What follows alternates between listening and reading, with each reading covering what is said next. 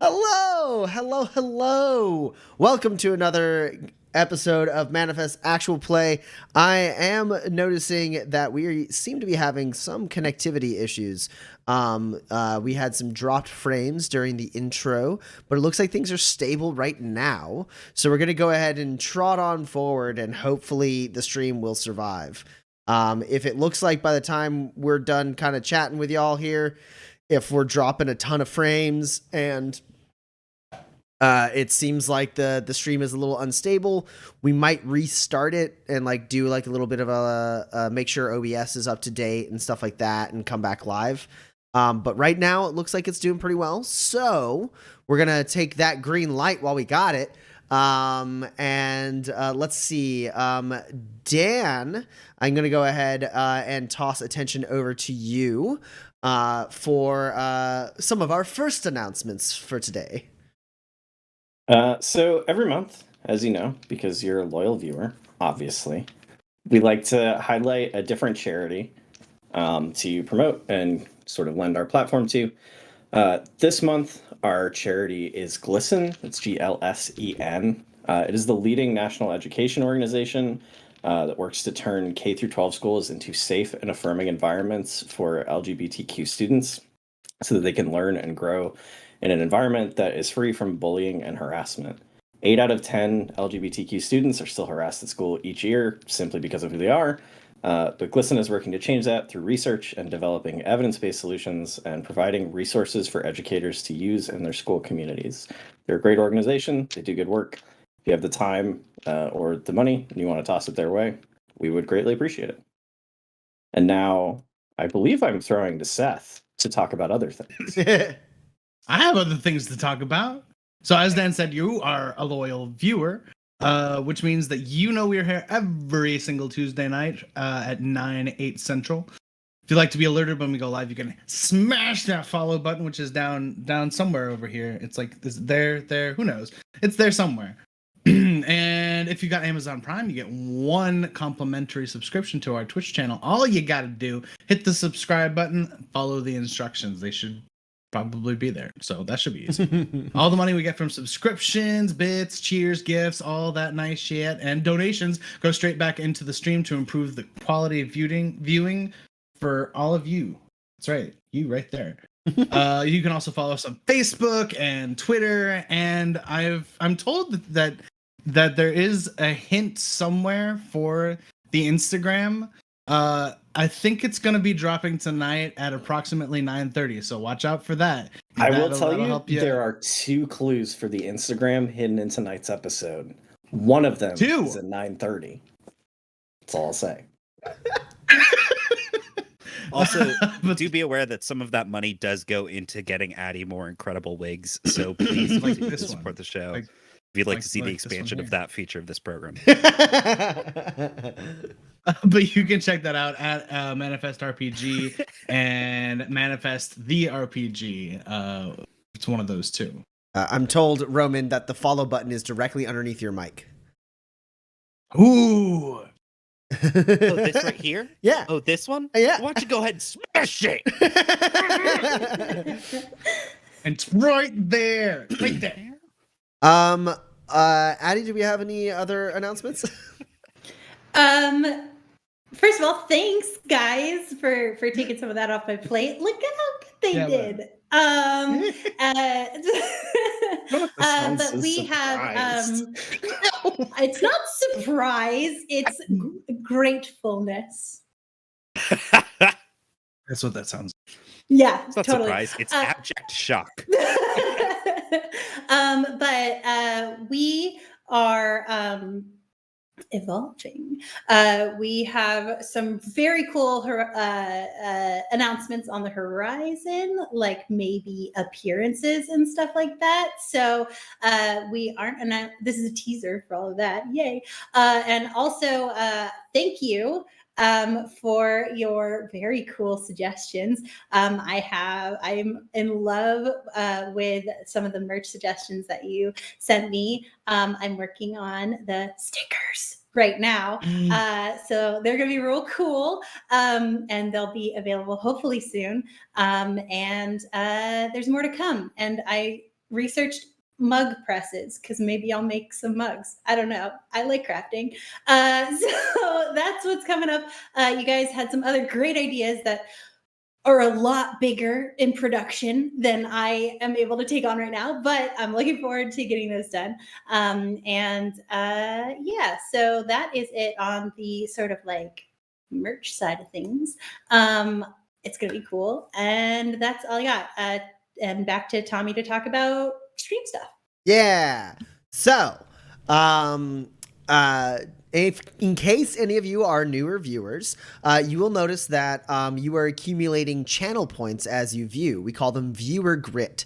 It's at the bottom of your chat. There's a cool little waypoint star that you can click on to look at all the ways you can spend that grit. And one of the ways that you can spend it to interact with the actual gameplay is you can is to send Seth grit so that when he gravely misfires, he doesn't die. No. Yes. I'm not using that die tonight. It's not gonna happen. I wasn't able to get a new die, so we'll see what happens, but not that die.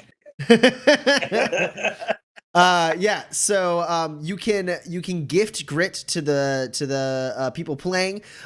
Grit is a resource that manifests that you can use to modify or augment your rolls, make a bad roll okay, or a terrible roll non-catastrophic, or a good roll even better.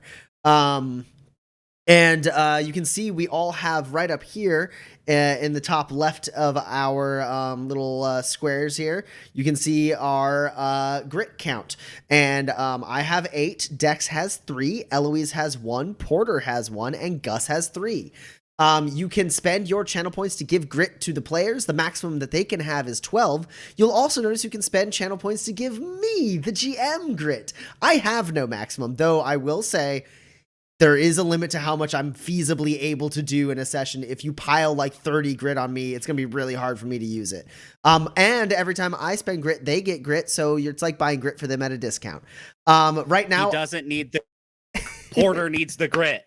Well, right now, we do have Arget Lom says, since Dan said so, +1 grit to Porter. Thanks, Argy.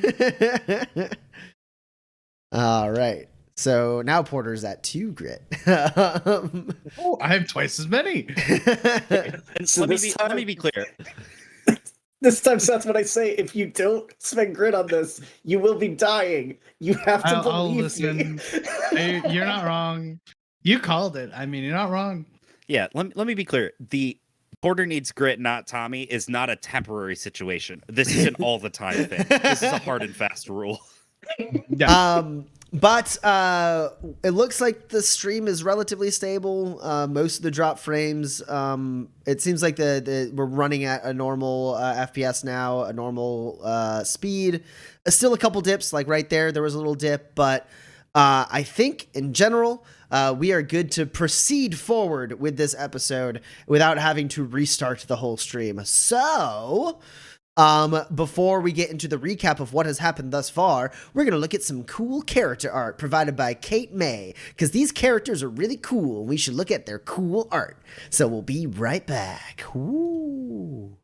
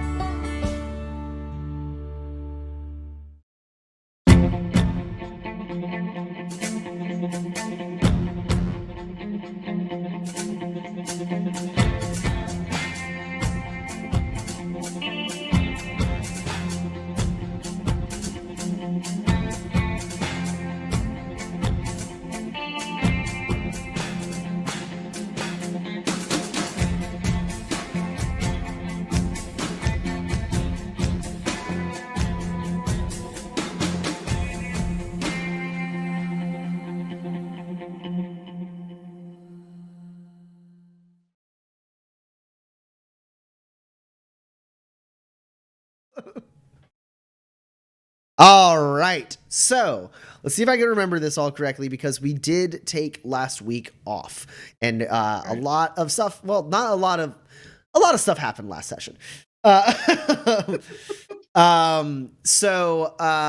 These four drifters are making their way. They're in Loner's Pass right now, which is in between the Badlands and the Garden. They went there hunting a symbol that they had found that seems to be tied to an underground organization known as the Free People's Coalition. A group of freedom fighters who are working to basically resist against the Fort Dearborn militia and law and order that is slowly tightening the noose around illuminated people. And according to Simon Lapidus, the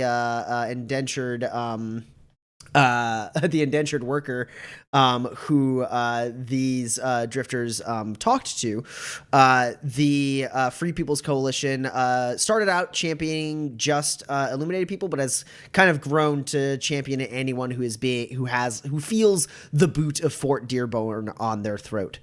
While they prior to getting to Lapidus, they had a few different adventures. They were attacked by some bandits who seemed to be connected to the FPC, the Free People's Coalition.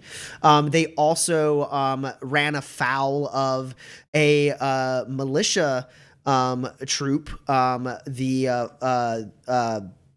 the garrison, the Brimstone garrison, that seems to also have some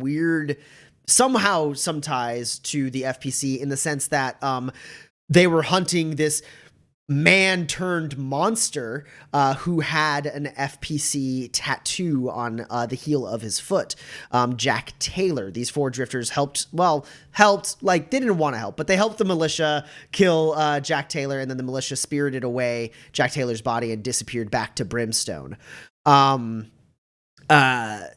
The other thing that they ran into recently, as they were investigating the Free People's Coalition, is they had a brief ally in Alistair Caldwell, a fully fledged gunslinger from the Legionnaires of Astoria Guild.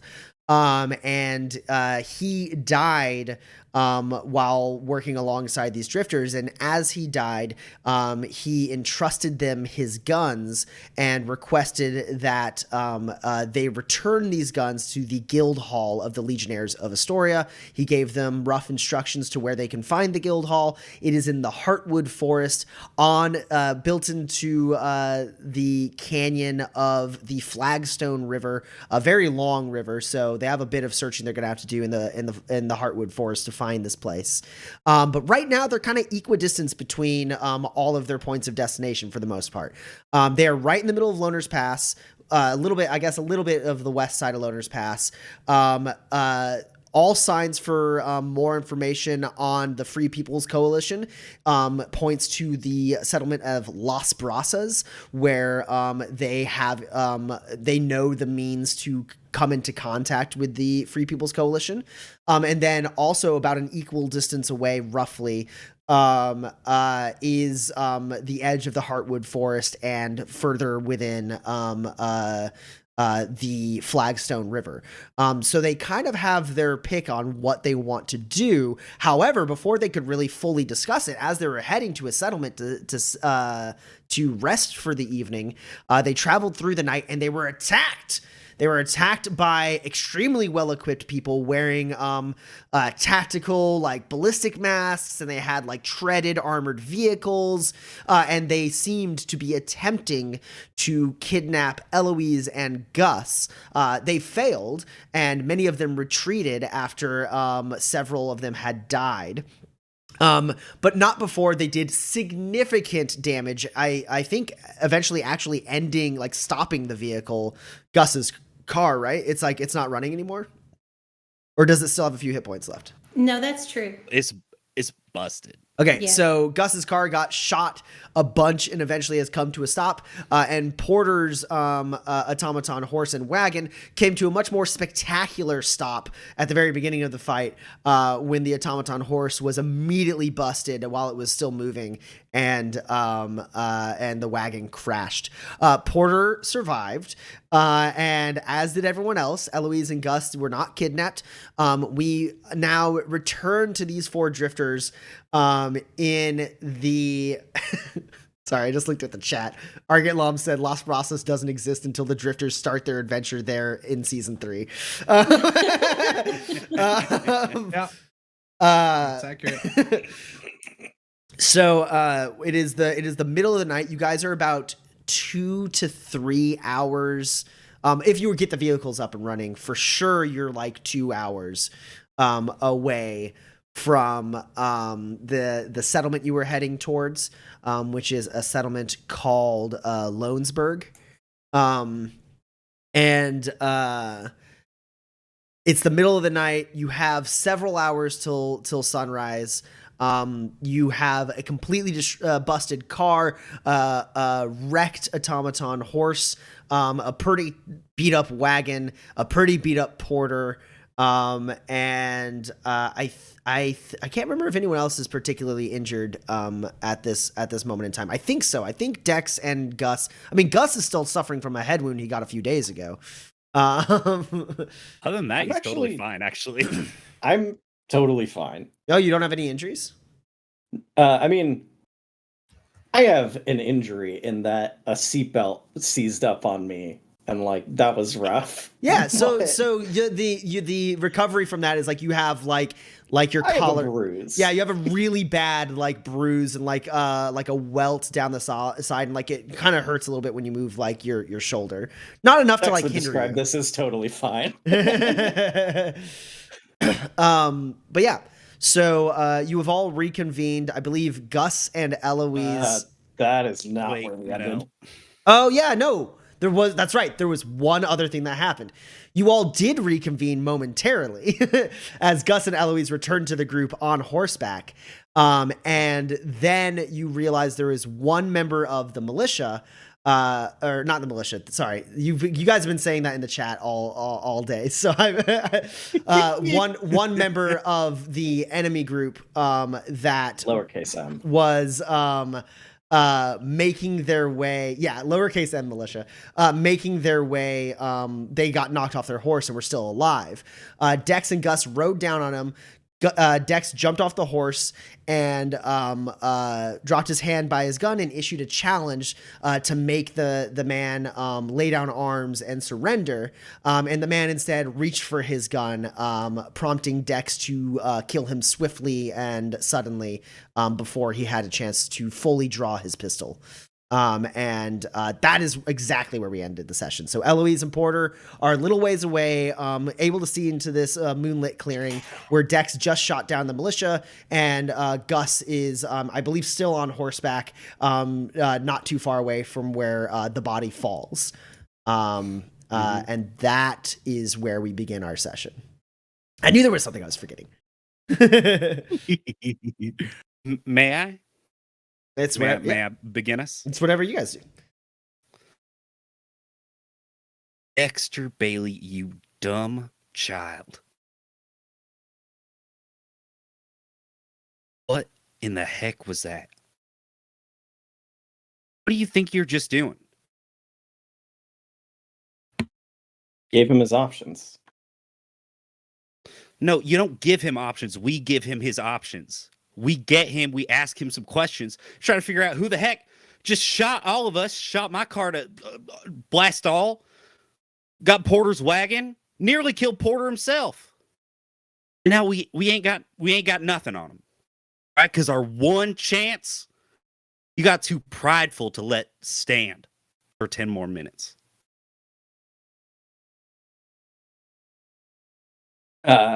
Dex holsters his gun and goes to start searching his body. Okay. What was the person you just shot?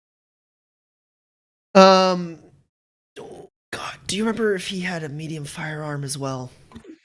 You can He was the one that Oh, actually. he did got- a grab, right? He did a grab. Yeah. Perfect. Thank you. Yeah. Okay, that lets me know what this guy has. So, I mean, you're still talking, Gus, but Dex does see as he Yeah, approaches the good. body and looks. He's wearing heavy, very busted armor at the moment. He's got the rifle slung over his back, the pistol at his hip.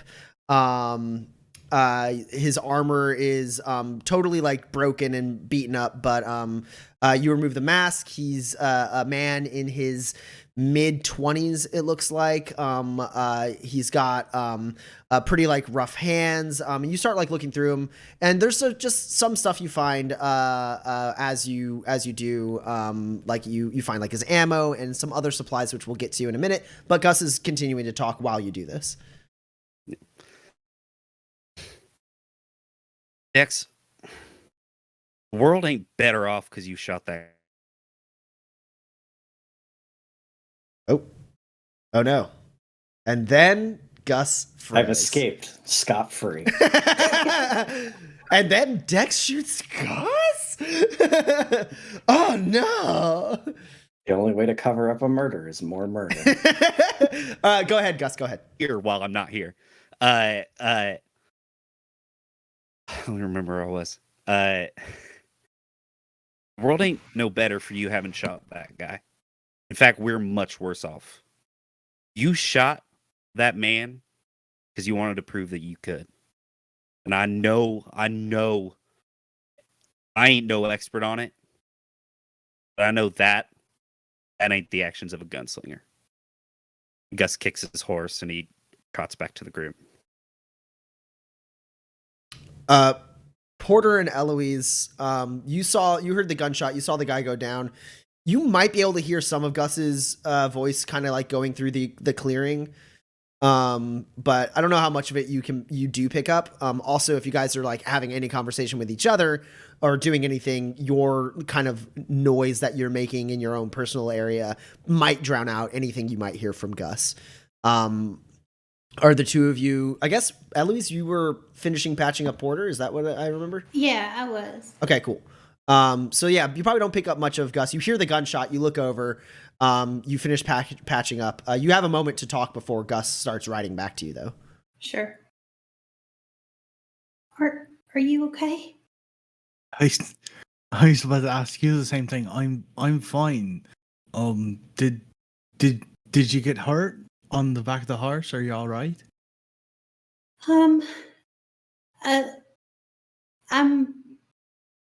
I'll be okay. I'm a little hurt, but it's fine. Just I'm mostly just dizzy and nauseated, okay. but other than Okay. that, I think I'm okay. You should maybe just sit there. You don't have to get up. Okay. Do you have some Okay. water? Yeah, and I'm gonna whistle for Sinclair because he has my stuff. Yeah. Come? Yeah, Sinclair comes. Okay. He wasn't too far away. He was just like around the wreckage. He just trots over to you, and you're able to open up a saddlebag and grab like a canteen. Cool. Thanks. Yeah, of course. Oh.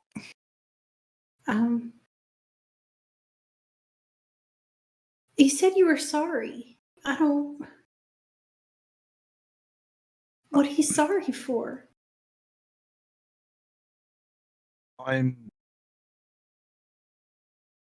I thought that you were going to be gone. I thought that they had you, and I feel terrible that we haven't talked yet.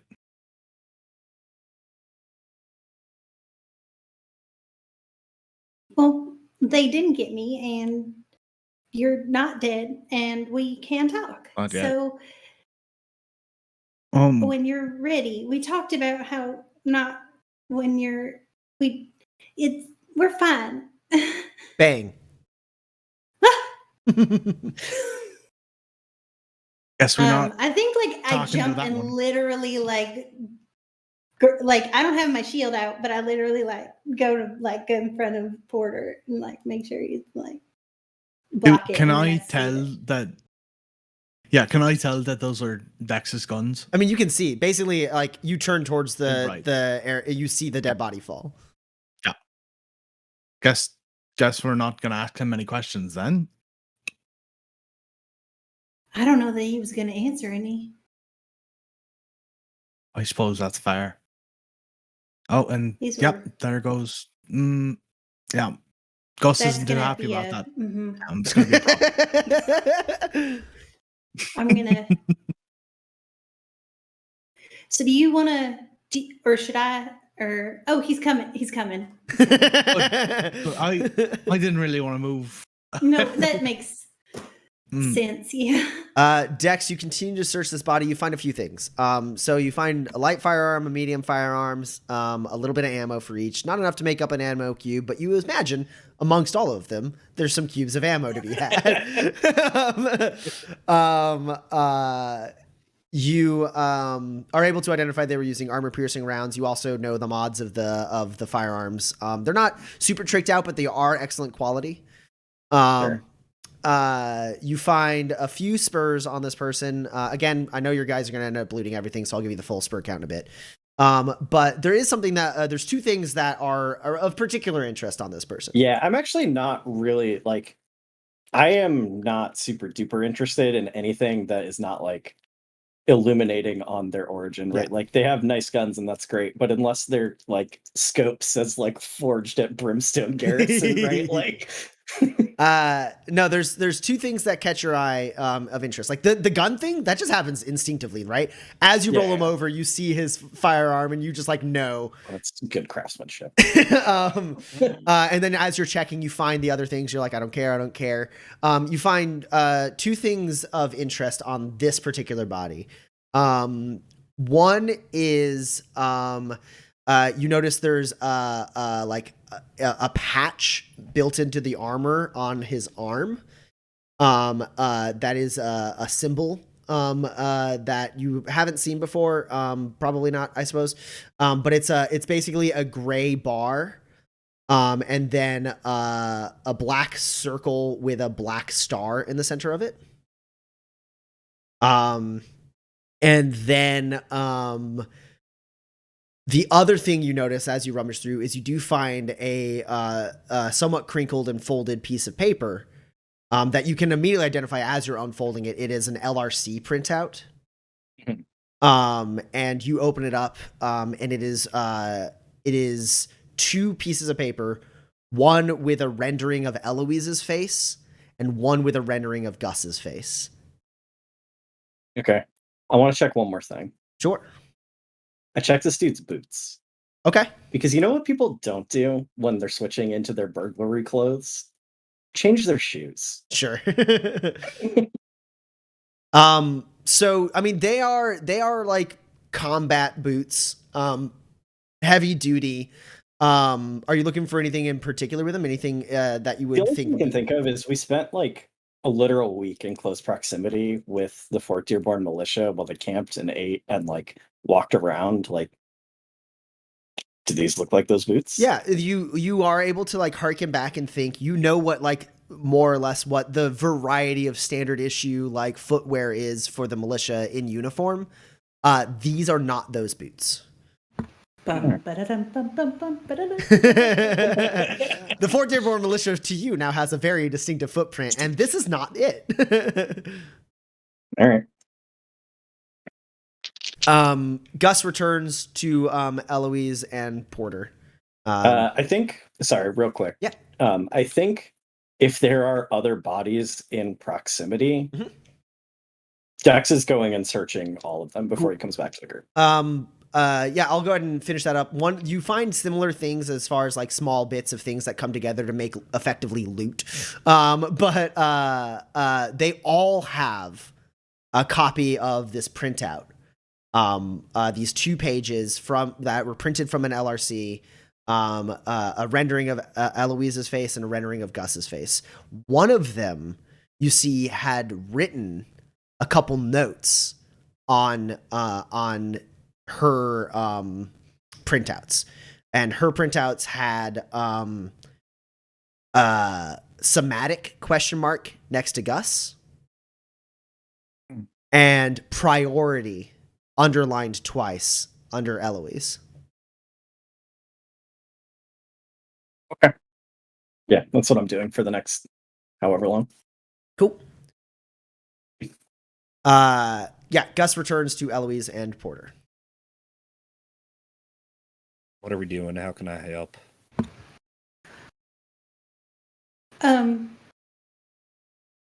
Porter needs somebody to stay with him. Can you do that? Yeah, I can stay with him. What's up, Porter? What do you need? I got a muscle tonic. Gotta help you out. No, he's Oh, I appreciate very it. hurt. He's very I know. hurt. I'm it's I don't have my usual sort of joviality, but Yeah. it was supposed to be a joke. It I was kind all of pat I pat Gus on the forearm and I say, I understand. I just need rest. I'll be fine. Right is right. All right, well, you rest. I'll keep an eye out for if anybody comes back. I'll whip them off their horse. I'll give Gus's hand a squeeze, and then be like, I'm gonna go see if I can put any of this back together.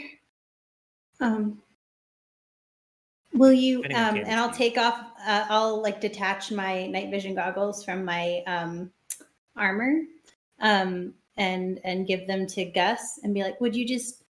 It's not too close, so would you just watch?" You're actually not able to do that. Because no? it is I could your before. night vision goggles aren't a separate piece of gear. Yes, they are. Oh, are they? We just narrated them. That Oh, way. I thought you had because it's a power armor, right? So it can take like prosthetic mods. I thought you had a mod that no, was we just talked about okay. it. Cool. Then never mind. You absolutely can. You can absolutely detach it. My bad. I was misremembering. No, They're that's USB. fine. Just and go. The car's actually a little further away. So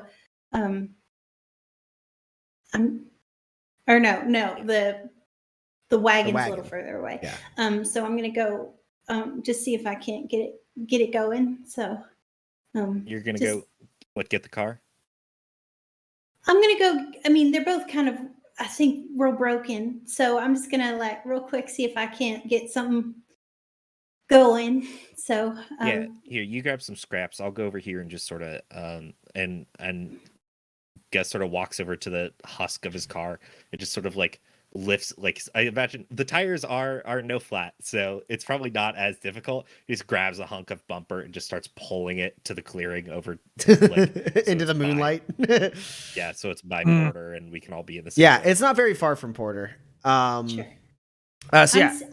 I'm still going over. Yeah, the over wagon is a way, little ways though. away because the fight kind of wound through this wooded path. But Eloise, you're able to hop on Sinclair and head over there, and I think it's a little hard for you to to load Pit Stop, the automaton horse, into the wagon. I was gonna see if I could fix Get him working again. Yeah.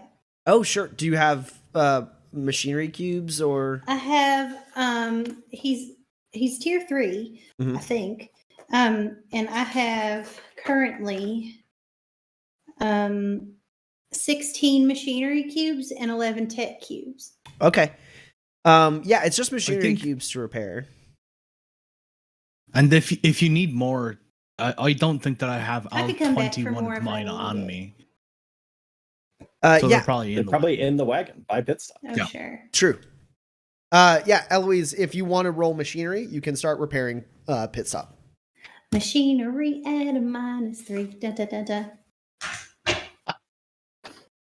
Oof. Because I lied to Porter. I'm super hurt. Oh, no.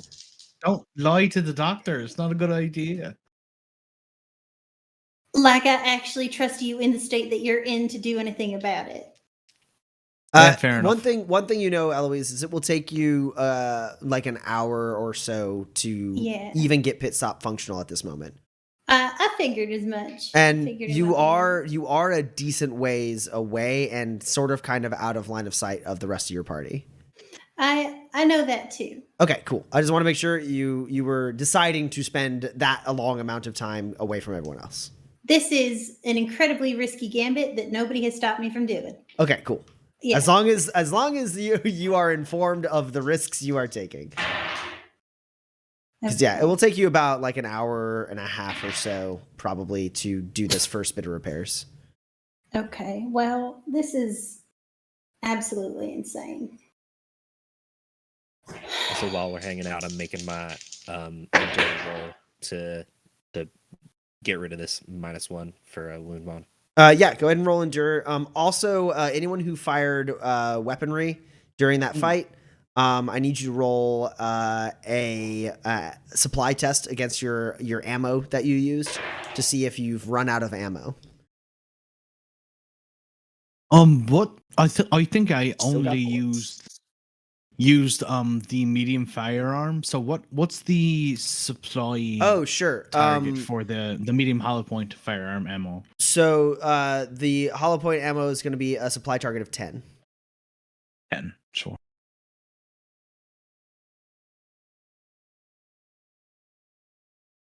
Taking this 1 cube of hollow point to the end of the campaign. Order's good. Sweet, perfect. Eloise, what'd you get on your repair? I have just the most wackadoodle thing that ever did happen. I have 6 successes. Ooh. What? Yeah, I rolled my target's currently 11, and I rolled 4 11s. Okay. That's weird. Which is wild.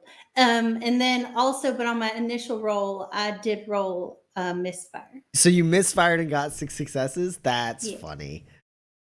I was worried about that. You were spending 1 machinery cube. This costs 2 machinery cubes.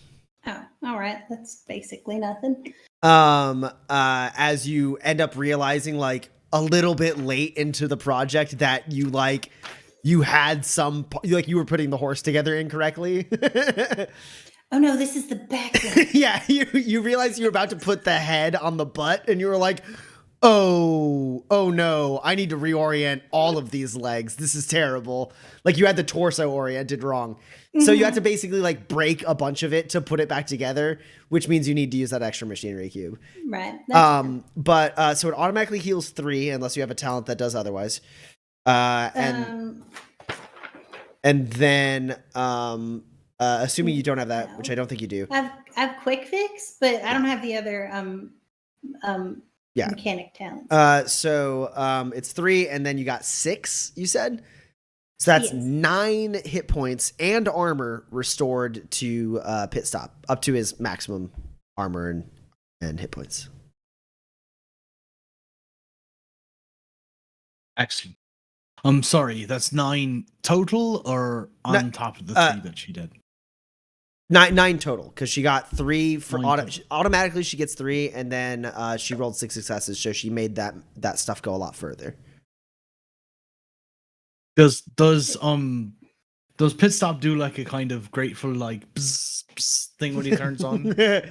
Yeah, you've programmed him to do like a little like nod and like a fake little like mane rustle. Yeah, so I guess after that, I mean that's going to take a while. Yeah, that's going to take a while. So at this point, Dex, you have collected all of the loot. I think all of the people you guys took care of that weren't in the cars were in that clearing. Yeah, it's just 3 bodies. So because everyone else you killed drove away in a car. Jerks. So this is what you find. All of the loot you found, Dex. Let me know when you're ready for me to tell you a bunch of loot, so I don't have to bring up this list again. I got it. Okay, perfect. You have 3 excellent quality light firearms, with a standard extended magazine. And then you have 2 excellent quality medium firearms with standard full auto and extended magazine. You also find 3 standard quality light melee weapons and 1 excellent quality medium melee weapon with entangle. You find 2 cubes of light armor-piercing ammo and 1 cube of medium armor-piercing ammo. You also find a collective 24 spurs. What makes up 6 machinery cubes, 3 tech cubes, 4 first aid cubes. And I'm also including stuff that's in the saddlebags of the 2 horses that are with Gus right now. And the printouts that I mentioned before. And you find 2 doses of a tonic. These doses are built into an injector. They cannot be removed. It's like a handheld, like a high-tech injector, like a top secret developmental injector. It is a high-tech injector. These tonics cannot be removed without either breaking the injector or the tonic. And that's what you find. And all of these people decks have that same symbol on their armor in one way or another. One of them has it like on a band that's like wrapped around their arm because they're wearing lighter armor. The other ones have it like as that patch on their armor, either on their arm or on their chest. I will do a quick like I will like rip open shirts and check for tattoos. Sure. Yeah. Quick glance. Many of them have tattoos. Many of them have scars also. None of them have like the tattoo of like the FPC like or easily anything like identifiable Yeah. tattoos or anything. Yeah. Nobody has like a screaming eagle that's like One- we are the militia. One has a really hilarious. Actually, their tattoos don't. If you're looking for something like that, like their tattoos, like they don't have like. It looks more like street tattoos. Like one of them has like a squonk in a bikini. Gross. He does. I roll him over.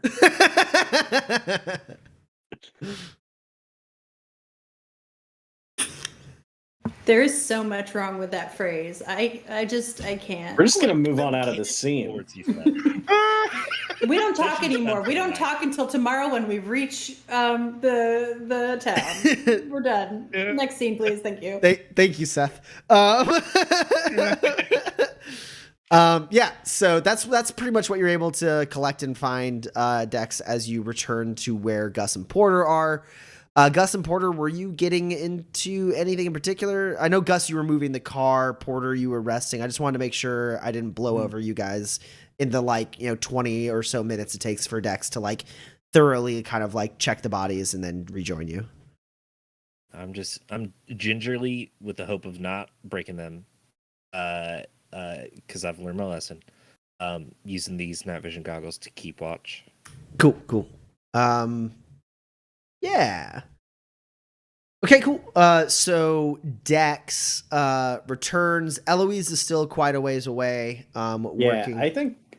I think when I show up, I like set the stuff down. I take the sheets of paper that were written on, and I like press them up to Gus's chest. They came here for you and Eloise. Did she go back to fix the horse? Yeah. You left her in the dark, and I go find Eloise. Cool. Gus, you like catch the papers as they let go, and you kind of rifle through them. You see these renderings of your face and Eloise's face, and you do see priority with like several underlines written underneath Eloise on one of the copies. And next to you, somatic with a question mark.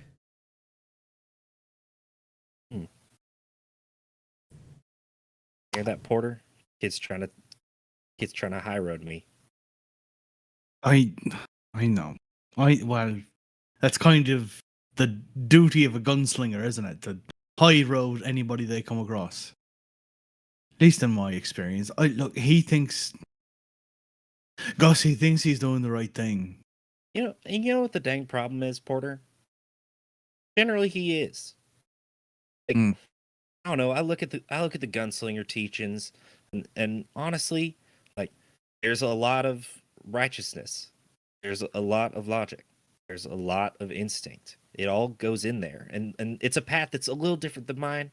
And I want to like nudge it a little bit, but that's, I guess, not my place. But what he just did out there, that ain't his teachings. That ain't mine. That was for himself. He ought to know better. He's gonna have to learn it, or else he ain't getting that buckle.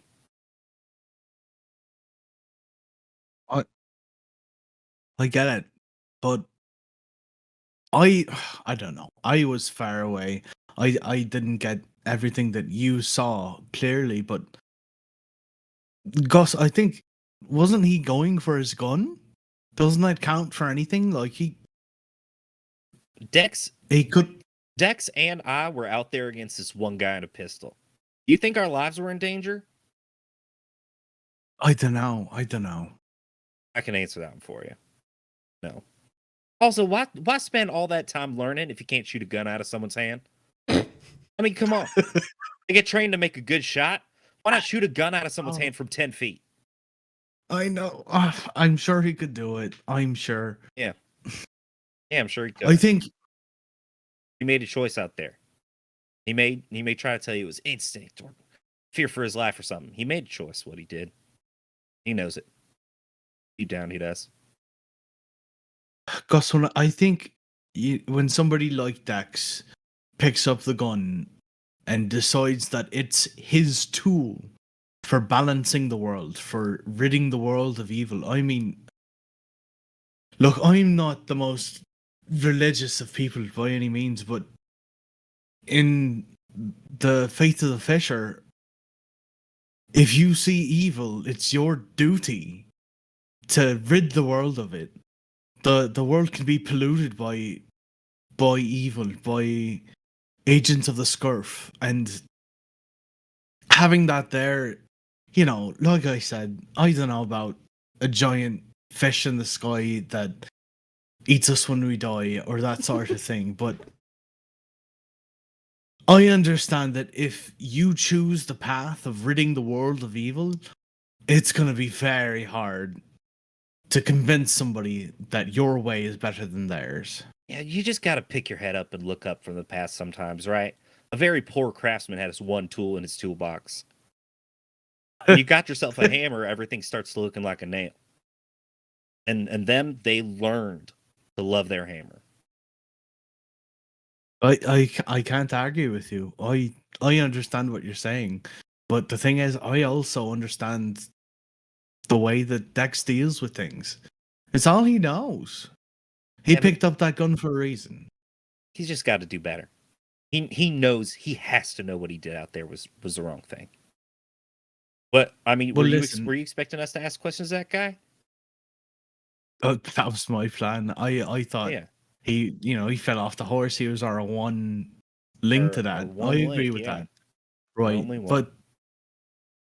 But if Dex felt like his path had ended, I can't argue with that. I wouldn't want to. That's what you got me for. That's a fair point. That's good. How are you? Seriously, Porter, are you okay? I am okay. Like I said, just need sleep. It'll be fine. You know, it's the middle of the night. I'm tired. I'm concussed a little bit.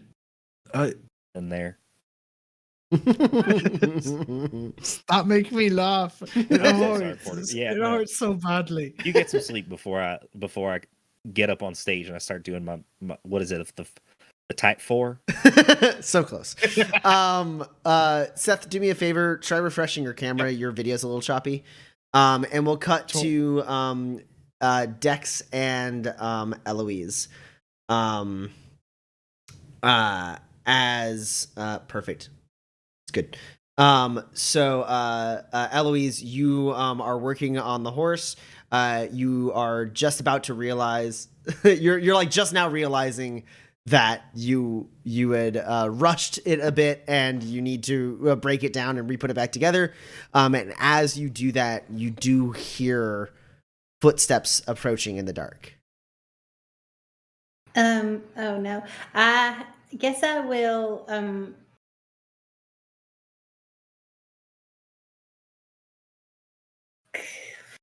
I think I probably like scramble I have under night vision the... goggles. Can I see this from like any amount of distance? She's in the part where you guys got ambushed from, so there's not very good sight lines and there's a lot of trees. So like you know, like you can tell you're almost to her, but like you like basically she hears you at the same moment that you would be able to like see that you're almost to her. I guess you know what? I open up my fucking shield. Cool. Yeah. So she's like, boom, and she opens up her shield and turns, and then stepping out into a sliver of moonlight is Dex. Holy scratch. Sorry, I would have said something sooner, but ambush and all. Yeah. Hi. I think you put the head on the butt. I did.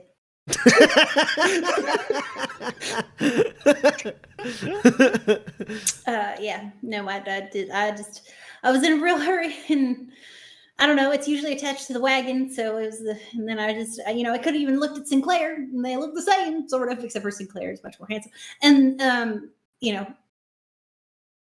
so anyway, but it's all right. I put all the requisite pieces together. I just got to rearrange them and do a little bit of soldering and welding and some, it'll be just a jiff. Okay. I'll keep watch. Oh, no, it's fine. I'm good. You can. No, it's not. Heavily armed men just, I have to imagine, tailed us for some time and jumped us at the most opportune moment. I'm gonna stay here and keep watch while you fix our vehicle. Out here in the dark forests alone at night. I'm not alone. I have Sinclair. See? Sinclair, do you know how to use a gun? Nibbles on some grass. It's not promising. All right, well, get cozy. It's going to be just a minute. Okay.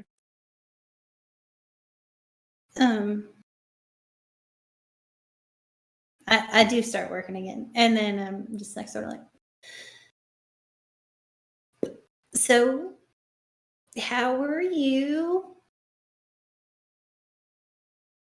Is that what you really want to ask? I want to leave you space to say what you want to say. You Gus always is leave me mad. about this. Yeah, Gus is mad. Gus is so mad. He's also wrong. And I can't do anything about those right now. Yeah.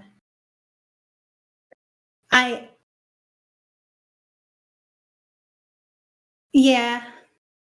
I mean, I wasn't paying attention, because Porter was literally dying, but I mean, did he surrender? I gave him the option and he drew on me. Okay. Well, that seems pretty straightforward then. Feels that way to me. Yeah. Well, so I think maybe, I mean, if I was to guess, because I don't really know, is that like, Gus has a whole like religion thing and find being perfect. And I guess probably it says somewhere like thou shalt not kill or something. And I think probably he's found, sort of a meaning in that and like, the preservation of life. But like the way I look at it, I've processed it a little bit, in this very moment, like right now, immediately, and I haven't really thought about it very much, is that like, if he wouldn't surrender, then what we're going to do? We're going to take him prisoner and then like torture him until he gave us an answer. And then what? We just had a captive, and then we either take him to a town where his friends like kill the sheriff because they almost got us, or we just kill him then, or like do we like drop him off in the desert with like tied up in the hopes that he lives and like wipe our hands of it? Like, I think the more humane thing is if he's not going to talk, I don't want to torture anybody. I don't really want anybody to die, obviously, because like it's sad and scary, but like if he drew on you, that's, as I understand it, relatively clear.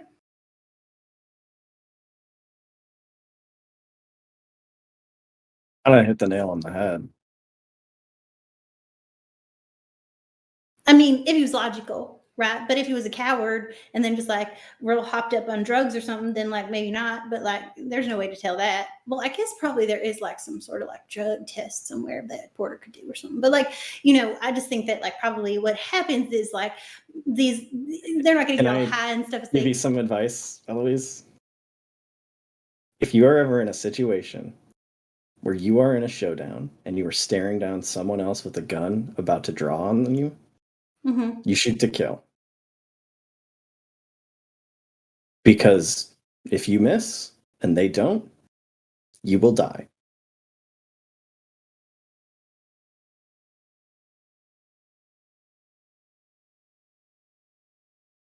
This is a hypothetical because I would not get into a showdown. But I don't think you will. But I want you to have that information in your head. Because sure.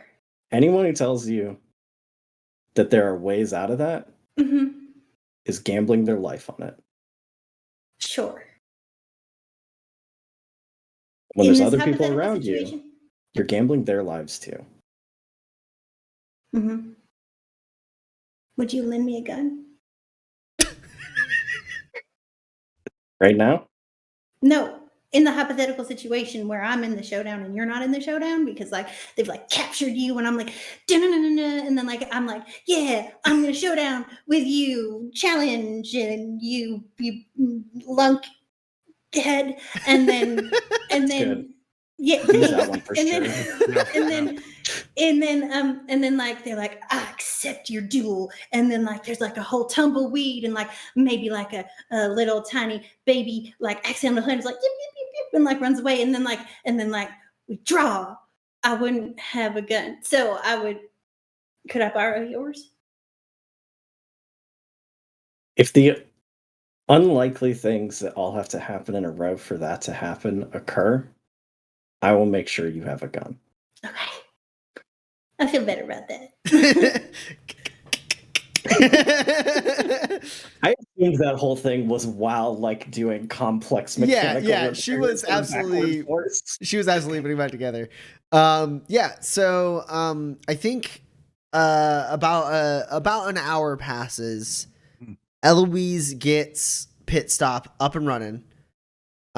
He does his little head nod and fake mane shake. You hook him up to the wagon, which is, I believe, totally unharmed, and if a little bit disoriented inside, it needs cleaned up. Yeah.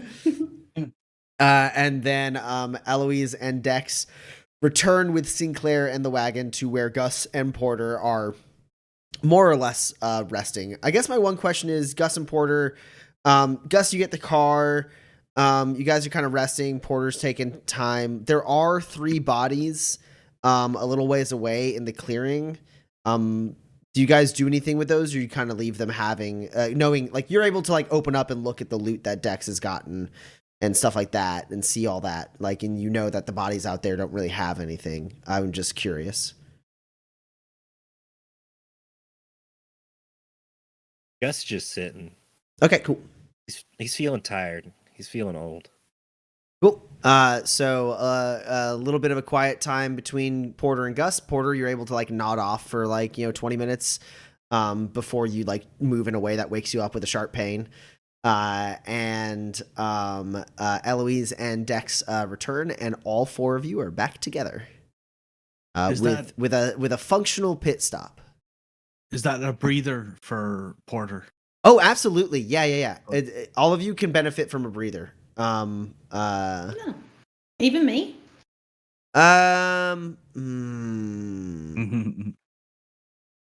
Yes. Think about the Okay. good, Great. restful, emotional content of our conversation. and yeah. How rejuvenating that would be. You had a friend with you. Remind- Basically, you didn't have to be on edge about being worried about like somebody jumping you, and because of that, you're just working on stuff, and that's how you relax. It is how I relax. It is very soothing. Can you remind me how a breather works? Absolutely. I believe you regain 2 hit points, and if you have insight, you gain 2 shine back as well. Okay. Do L and Dex benefit from the convalescence since they're by the wagon? The thought of you goes a long way, Porter, and yes, that's so sweet. yes, they do. Because like in general, you just kind of taught people how to like relax better. Like Breathe, in don't general, panic. you've like been like, is something hurting? Don't use it if you don't have to. Is your leg hurting? Sit down.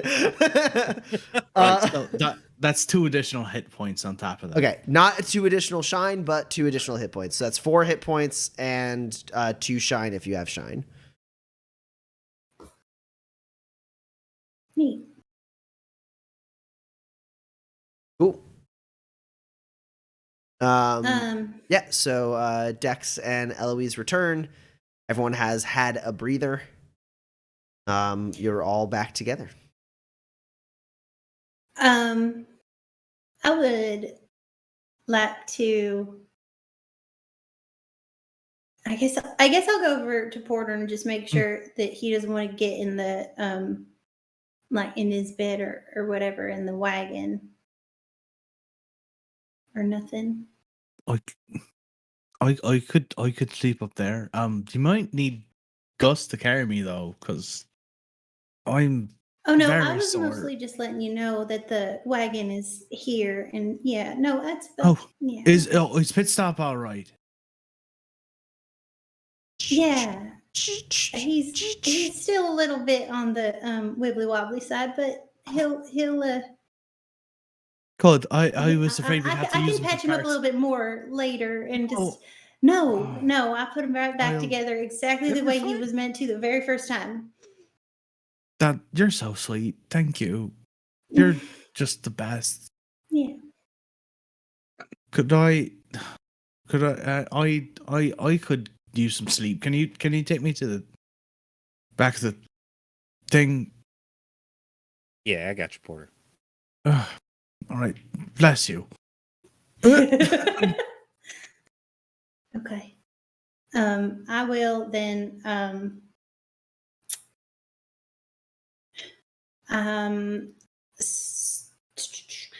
I think I'm gonna get the bodies and just move them like so they're not like all strewn about. Gus can I don't definitely help know. you with that. Okay, I like and then I just wanted to, you guys are all at funerals, and I didn't know if you guys wanted to do one for these guys, so I just thought maybe we could, I don't know, not leave them there or whatever before I started on your truck. Yeah, no, yeah, you're right. Well, I'll bury him, I guess. You No, don't I'll have bury to. him. I'll bury him. It's respectful to bury him. It's respectful to bury him. I'm gonna reach up and take Gus's big face in my hands and bring him down to me. You have to grab his collar first and pull him a little bit, and then you get your hands on. Yeah, Is no, that- Gus. Be like, hey, Yeah. Are you looking at me? In my eyes right now? Yeah. Okay.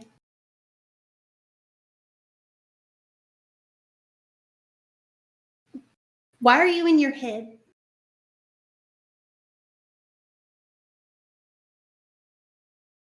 Really? Why are you in your head? Because like I know why I get in my head, but like you don't. And I can't tell why. Are you angry? Are you sad? Are you tired? Are you hurt? I can help you if you're hurt.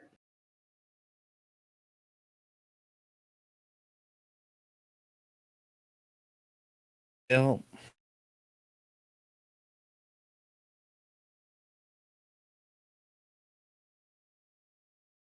hell, I never got to have me a son. I never got to have me the family that my mom and pa had, and I don't know. When I see Dex, I see someone who do good in the world after me.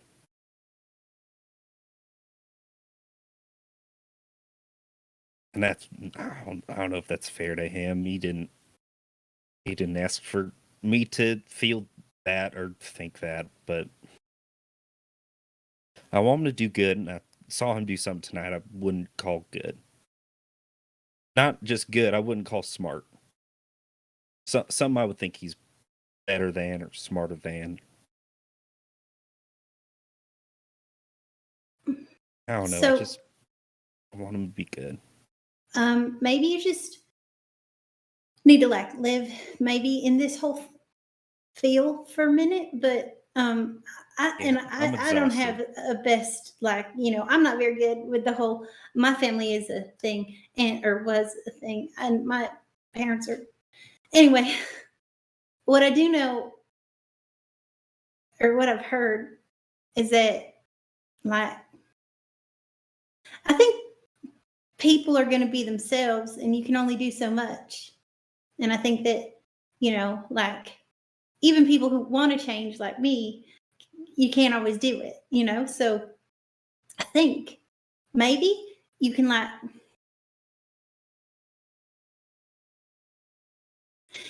think of the ways that things that Dex does that you're proud of make you feel.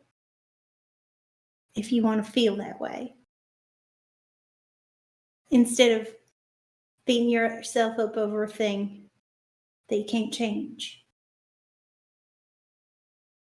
Or if you can change, it's got to be sort of like in tandem with him. Yeah. No, I guess you're right. It's not fair for me to put those expectations or my own things on him. Exactly. Just yeah. Like no matter how many times I beat Porter at Pio, he always tries the same gambit when he's opening up. And I tell him, but like it's real disappointing because then like he's gonna lose. But yeah, we always play Pio and it's always good. I do not play Pio, and I watch him do the same 3 things with the same 3 chips at the beginning of every game, and I think that would lack him. You're right. I mean, it's an advanced maneuver, but there's a counter. So if he goes first, and anyway, yeah, I'm just, I don't know. I'm feeling beat. I'm feeling emotional. Feeling old. That don't happen to me too much. So let me help you out with whatever you need. I'm gonna sit. We're gonna have good sleep, and then we're gonna go. Well, why don't you just go sleep, and me and Dex will stay up and take care of stuff, and then when you get up, then Dex can sleep. I gotta do my cool down workouts anyway. Let me get a shovel. Let me bury these jerks. Okay. And then I start working on the car. Porter, are you just planning on going to sleep right now, or are you just kind of like resting in the back of the wagon? I think Porter passes out. Okay. Like maybe he'll take like the 3rd watch. Oh, but before Gus actually, sorry, I'm so sorry. Before Gus buries these people, which will probably take a couple hours or whatever, I am gonna like try and like get that patch. Oh, I took all those patches for Yeah. sure. Okay. Yeah, I was actually about Okay. to address that. Oh, Part of the alright. machinery cubes that Dex acquired was like scraps of the armor that were salvageable. Including scraps that had those patches. So Dex, if you took the patches like of all of them, that works fine too. But at least one or two of them like could still be attached to the bits of armor. You have a patch cube. Porter, Eloise and Gus go off to collect the bodies. You did a cursory glance. Gus kind of looked in through the stuff that Dex had collected. Dex is also there, and Porter, as you're kind of like in the wagon, you know, the back of the wagon is open and you're able to look out. Actually, I assume maybe some of the stuff is being put in the wagon alongside Porter just for storage, Yeah, right? definitely. And one of those pieces of armor gets set down next to you, Porter. And it's got that patch, and Right. something tickles in the back of your head about that. I will allow at this point, everyone's had a chance to look at it. Anyone who is interested can roll connections. If you are Dex or Gus, you can roll connections at a -5. If you are Eloise, you can roll connections at a -4. And if you are Porter, you can roll connection at a +2. Right. Well, I'm not gonna roll, so that's fine. You see that? You're Don't like, worry. that. I think I might know something about that. I nothing. Got this 2 dice at a 1 with a reroll, baby. You don't have to roll. You don't have to roll. Quick challenge, You Ignition. guys at a 1, no reroll. Oh, You roll a fucking 2. I did roll a 4 is the thing. Oh, so if we take So I away the could go it minuses, strong. use all of your grit to go it strong to get 1 success. I'll wait and see what Porter is. I I'm not using What number did you roll? a 4. Interesting. What? I'll. It's 9:30 by my clock. Whoa. What'd you get, Porter? I am going to spend 2 grit to play to the gallery, so that I can count the 16, and that's fine. Luckily for me, it was a reroll, so that 20 doesn't mean anything. It is 4 hits. Okay. Cool. Eloise, did you roll? I did. I got 2 hits. Okay. Gus, you didn't roll, right? Oh, yeah, God, no. Okay. So Eloise, you know the surface level of this, in the sense of you know the nouns associated with what I'm about to say. Porter knows much more than you do. Porter, you see that get set down, and it immediately you register what it is. That is the symbol of the Black Star Mercenary Company. You are familiar with Black Star. Black Star was a legit, and this is the part that you know, Eloise. Black Star was a legitimate mercenary company because mercenaries are legal on Manifest. They work kind of like, it's kind of like a conglomeration of bounty hunters, effectively. Like in the same way that bounty hunters need licensing to operate in different territories. Same thing with mercenary companies, just kind of larger scale with more like, paperwork and like restrictions and parameters and whatnot and classifications, et cetera, et cetera. They oftentimes get license or charters from every territory so they can operate anywhere.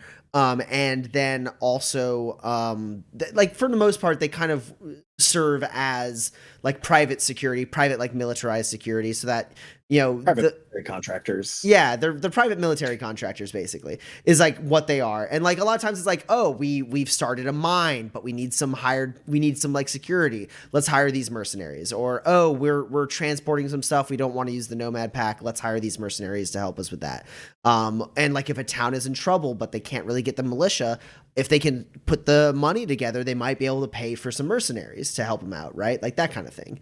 Black Star was a legitimate legal mercenary company until around 20-ish years ago, when they lost their charter due to their inhumane and immoral practices.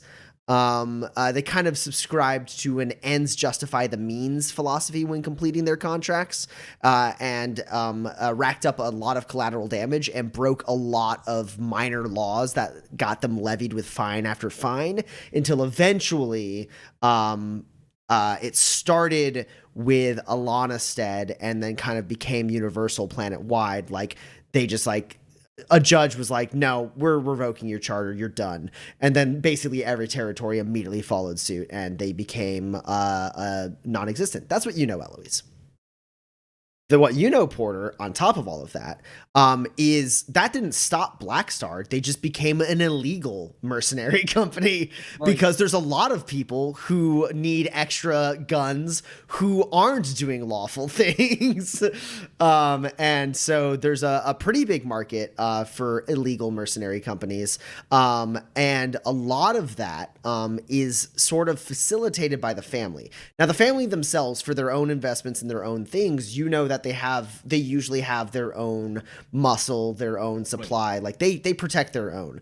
But as the family is wont to do, they have found a way to weasel their way into this illegal industry in a sort of a middleman capacity. They kind of vet mercenary companies and then hook them up with people who are looking for that kind of support that aren't really doing things that are big enough that the family wants to put their own people on it. They like facilitate these contracts. So mercenary companies basically come to the family, and then people who need illegal hired guns come to the family, and the family puts those people together. So you know that Black Star is even like immediately after they dropped out of legal standing, they continued to operate illegally. And they actually they were a middling legal mercenary company, but they became a little bit higher up in the illegal like underworld, especially because the Proto-Martyr crisis happened shortly after their charter was revoked, and so they did a lot of work protecting people like who were doing illegal things during the Proto-Martyr crisis. People who couldn't turn to the militia for extra security, people who couldn't turn to anyone law-abiding to help them protect their illicit workings. Black Star stepped up because no one gives a shit about collateral when it comes to the Proto-Martyrs. Like that, you can use any means necessary to take out the Proto-Martyrs. You also know that at a guess, they're anywhere from like 50 to 80 members strong these days. You know that their leader's name is Henry Fawcett. Mm-hmm. And you know that they operate in all territories. However, the reason you know all of this is because Rund Nathans just was talking to you about this in general. One of the first times you met, like you grew up with Rund, right? Like roughly like in the same neighborhood. And I think grew up, like I think they started working together probably in their teens. Okay. Not like childhood, but like teenage acquaintances for sure. So, and then like basically Rund kind of fell in with the family and you went more like the legitimate dock worker route. Right. But you've been friends for a very long time. And you know about 2 years ago, Rund was talking to you about Black Star. And about 2 years ago, Black Star fell out hard with the Sheffield family. The family that kind of like operates out of Markham's Landing. There was something where like the Sheffields hooked Blackstar up on a contract, and Blackstar kind of bailed on it after like things went sideways, and really left this person who was like a friend of the family out to dry. And that person got like completely screwed over by the Marshal Service, and it was really costly for that person, and in the long term costly for the family as well. And so as a result, the Sheffields kind of just completely cut ties with Blackstar and like no longer recommends them for jobs. Like they have a really hard time operating in Markham's Landing and anywhere where the Sheffields kind of have influence. So that is what you know about. You might know a little bit more. If you have any questions, I might be able to answer whether or not, but that is like the rundown of like immediate, like definite, like, you know, this about Blackstar, because it was like a big thing that like Rund was telling you about. It was like a little bit after Rund had fallen in with the family, like proper, like Rund had done work for the family, but like had actually become like a member of the family, roughly like say like 10 years ago or something. And like, you know, was kind of moving up the ranks and everything. And like one of the things that was like the big to do while you two were catching up one time before you went on like that fateful job together, was just like the Blackstar. Like, you know, it just like came up that they were still operating. Everyone kind of knows, like anyone in the know knows that Blackstar didn't just disappear. And so like you just kind of heard about this from Rund's perspective as like, oh yeah, here's the drama in the family right now. Like that kind of thing. Like, do I know whether they work for another specific family, or is it just they do jobs for any family except for the Sheffields now? I mean, the Canooms who operate in Fort Dearborn use them a decent amount as far as relevancy goes. But no, they do work all over. The only family they fell out with is the Sheffields, which particularly makes it hard for them to work in Markham's Landing. But as far as you know, they work in any other territory with pretty much no problem. And they also don't necessarily avoid Markham's Landing. It's just a little bit like rougher territory for them. Because like the family doesn't operate on the same territorial lines as the rest of the world. The family has their own territories, which are like every other like all of the legal territories, they're like straight lines and stuff. The family is more like bubbles of like influence that they like have overlap with and like gradient within, right? Where it's like, oh, well, you know, the Canooms operate here, but also so do the Sheffields. So like the Canooms probably won't use Blackstar. Well, the family never uses any of the mercenary troops. They just hook them up with contracts. Right. So like Blackstar just doesn't usually take contracts in areas where the Sheffields have a lot of influence, but have been known to take contracts in areas where the Sheffields have a little bit of influence. Is it Gus taking these things and putting them in the wagon? I think it's Dex. Or Dex? I think it's Dex. Gus is with Eloise taking care of the bodies. I think just on one of the trips back, as he's looked at the star, he just asked Dex, "Is this from them, from the people in the masks?" Yeah, I was gonna wait until you had some, the night to rest, but I wanted to ask you if you knew what it was. This is probably not good, but I don't have confirmation of that. These are illegal mercenaries. If they're here, they were probably sent by someone who doesn't want us to know who they are, probably. Well, I was gonna wait again until you had a chance. Yep. You're up now, and I pull out the two super injectors. Can I tell anything from just looking at them? Do they look familiar? Go ahead and roll first aid for me. You can have a +2 to this as well, in addition to whatever you get from your med kit. One thing you get regardless, Porter, is this injector is a proprietary design by Soma Pharmaceutical. You can actually see their brand written there, which like Dex you saw, but like that doesn't mean anything to me. Exactly. Porter, you know that Soma Pharmaceutical is a large drug manufacturer and distributor. They work planet wide, but they are based in Fort Dearborn, and they have an almost exclusive, but not quite exclusive, contract with the Fort Dearborn militia for medical supplies. They provide medical supplies all around beyond just the Fort Dearborn militia, but you know that they are the pharmaceutical company of choice for medical supplies for the Fort Dearborn militia. I think no ties at all. No. Yeah, no. He shakes his head and then thinks about it for a little bit. And that +2, right? +1. I don't have that reliability, but I do have 1 from the med kits. But these are all successes. Okay. If you have the injury that makes you have no reliability, is it -1 reliability, or is it you don't have reliability? I'm compromised, so it's just -1. Okay, cool. Yeah. And that's 4 hits. I've fallen. How many successes? That's 4. 4. Yeah, you're able to analyze it with your medkit without like compromising the integrity of the injector or the tonic itself. You can identify that this is a +2 muscle skills, +2 finesse skills, tier 4 tonic.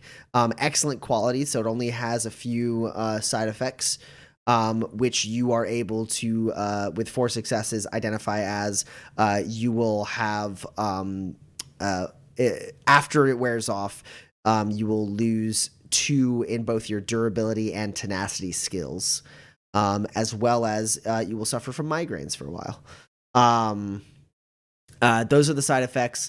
Otherwise, it is +2 muscle skills, +2 finesse skills, and you also get a ding on your med kit, Porter. The chemical compound that is used to make this specific tonic is extremely similar to the prototype tonics, the ones that are not, they don't fall into the tier category. It's effectively 2 tier 4s bounded together, that Sergeant Donovan gave you to entice the family to do business with her. Those, like, you analyze those tonics, the chemical compound is extremely similar. So like it's not 100% confirmed or anything, definitely not something that's like, necessarily provable in a court of law. But it would stand to reason that perhaps the tonic that Donovan gave you, the prototype tonic that she said came from Brimstone, is at least working within the same parameters of Soma, if not some kind of prototype from Soma Pharmaceuticals in general. Right. I won't bore you with the details, Dex, but I would be very surprised if this wasn't the militia, if this wasn't Brimstone specifically.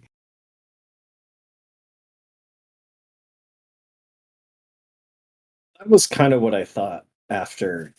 Did Gus show you the printouts? They wanted Eloise, and they wanted Gus. Did Gus show And those to me? I thought you did see him. Yeah, I mean, probably did. you were right there when We when were I was both right sitting there, Yeah. That They knew enough to know that the one they wanted more was Eloise. the way that captain looked at her, they're not going to stop until they get her then. And they have far more resources than we do. They just hired a small army to come after us. Okay. How do we get away from them, Dex? Where can we go?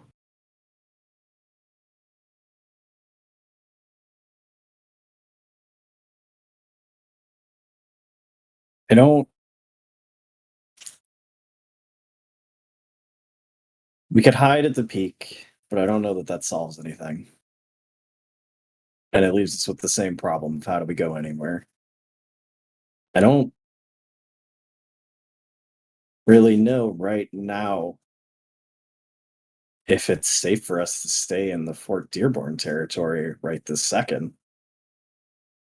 I mean, if they're willing to hire mercenaries to come after us, I doubt they'll care a ton about territory lines, but they don't have to consider the possibility of inciting a war if they do it in their own backyard. That's true. I don't think the word necessarily safe crossing borders, but It might be make it safer. safer, right? Yeah. I think the best thing we can do right now is get us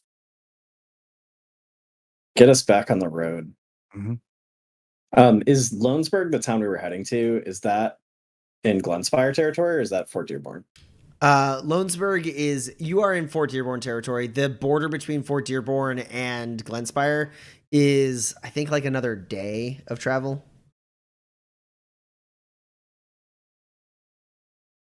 Roughly, maybe a little less. I know it's been a And- rough night already, but it might be worth it to ride on through into Glenspire territory. I don't know. I can push through if that's what we need to do. I mean, between the four of us, you can rest while we drive. Let me take a shift at least. I'm not the only one who needs rest.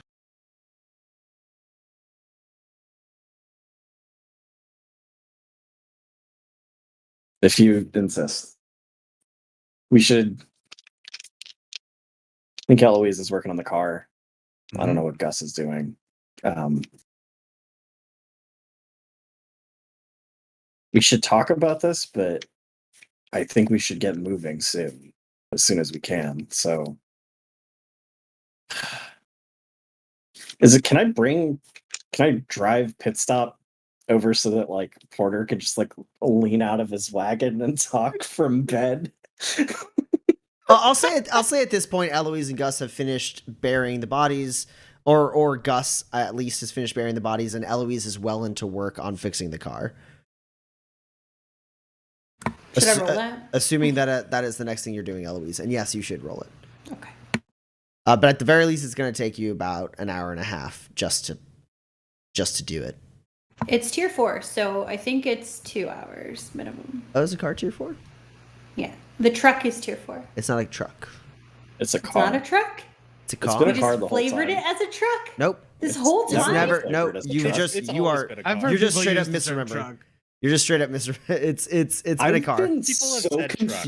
I've been so Yeah, confused we've this been all whole over the place. time why you and Seth have called it a truck whenever we talk about it in our group chat. And I've been like, what is it, a truck? Am I misremembering it? Am I Oh crazy? my I'm pretty sure gosh, it's a why car. didn't anyone I've- ever correct me? Oh my See, 'cause god. Gus bought it after he left the farm. It wasn't a farm vehicle. This was a travel vehicle, so he bought a car. Yeah. Either way, it's Anyway. still a class 4. My whole world is shaken. I am shooketh.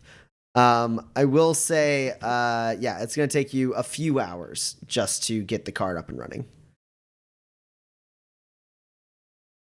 But yeah, we can say that like Eloise is there working on the car. Gus comes back as Dex and Porter finish this kind of private conversation. Listen, Dex, I'm not gonna tell you to change your foundations. I think your heart's in the right place, but listen to Gus at the very least, because his heart's in the right place too.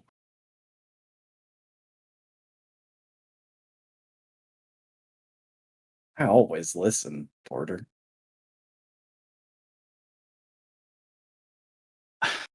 I know. And maybe that's something he needs to work on, but you're a team. We're a team. But the two of you in particular, like, we don't work unless you're good. So just don't ignore him. That's all.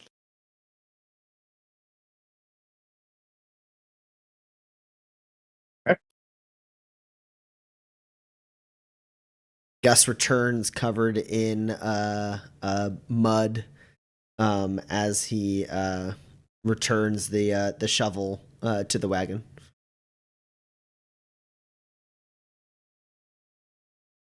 Yeah, I'll like turn the wagon so it's like facing so Porter doesn't have to get up to participate in the conversation. Mm-hmm. So Porter was able to put together some stuff. These guys are Black Star. It's a private mercenary company. They're using. Did you tell me about the tonic, or did you keep that to yourself? Like what? You know You about would the have told you everything probably. tonic? Okay, cool. Yeah, right. There's a very convenient like holographic display from the med kit that like kind of just like gave you the pertinent information while he said what he said. including the stuff about the like secret one, the military one, the one from Donovan. The one from Donovan. I mean, he already knows that I'm doing work for the Yeah, Porter family. already told me about that. Oh, I don't know anything about that. Okay, fine. I hold up the injector. This tonic is very similar to something Porter was able to take a look at from the militia. They came here for Gus and Eloise, and they knew enough to know that Eloise was their priority and that Gus had somatic powers. With everything Porter's been able to add, I'm pretty sure Brimstone hired mercenaries to grab you two and kill me and Porter. Yeah, I mean, they're the I dropped only my ones who wrench. know. Here, you go. Clang, clang. Yeah, I mean, they're the only ones who know about me, I think, really. Not too many other options there. So, yeah, no, that tracks. I don't think it's They're using- necessarily safe, but I think it is safer for us to get into Glenspire territory sooner than later. I mean, mercenaries probably won't care about territory lines, but if they get caught in Fort Dearborn, it's a lot easier for the militia to clean up than it is if they get caught in Glenspire. Elle, how long is it gonna take? Are we gonna wait for the car, or do we need to go? Just gonna It's take a few more take hours. me a couple hours. I rolled. It took me 5 rolls to get 4 hits.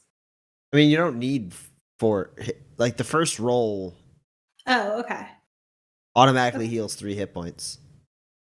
cool. So Then never mind, I just rolled once. the first roll is at the very least 3 hit points. Even if you fail, as long as you don't misfire. Sure, it's 4 hit points.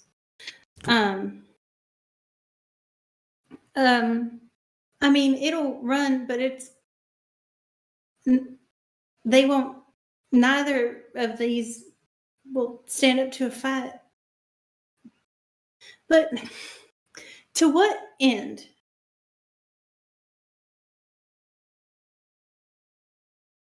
You gotta say more. I don't understand your question. Like, I fix these cars. We run into Glenspire territory, and what? I go into hiding for a second time in my life, and just hide forever. Elle, the plan is, I've got it all in my head, is first we go drop off these guns because I made a promise to a dying man. And then we go, we find the Free People's Coalition, and then us and them together defeat. We don't know anything Dearborn about militia. them, Gus. We don't know anything about them. Are you You're all serious right now? You want to run away and then just like have, I mean, why don't I just get my money out of Waypoint Bank and go to Lohnsburg? Why don't I just run real far away without you guys? What's the point of running and hiding? Or I should just go with them. I didn't say run and hide. What's the difference? The difference is right now, I can shoot this horse and car to death in about 2 seconds. And we're in a pretty exposed area. And it's a bad spot. And we're hurt. And we're tired. And this is not a great place to make camp. And sort of on a more long-term sort of answer, I think the things that you're worried about is there's one group that seems to be pro-dominated, anti-Fort Dearborn, enemy's my friend, I got a job offer, and that's an in. It's as good as I've got that's not just sort of running. You either got to run or you got to fight. And those are some people who could have our backs. You think?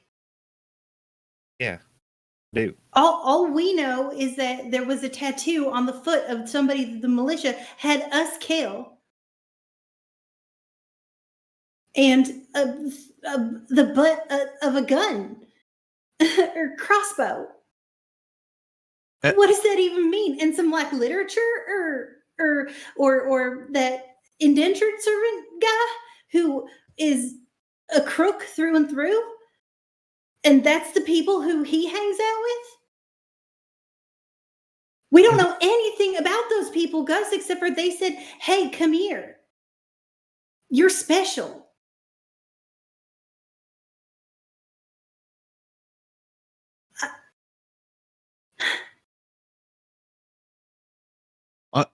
I think as far as the Free People's Coalition goes, El's right. I don't know if we can trust them. At the same time, That's why we were gonna go to Las Brasas. Sorry, Porter. no, I think we still need to go to Las Brasas, but I also know that we are in greater risk as long as we're in this territory. So if we need to take just a little bit of time just to fix our things, maybe that's not such a terrible idea. I mean, if they're after you, I trust you to make your decisions. I trust you, and I will follow you wherever you go. If you want to go to Las Brasas right away, I'll go with you. But is it such a terrible idea just to get us in a better position?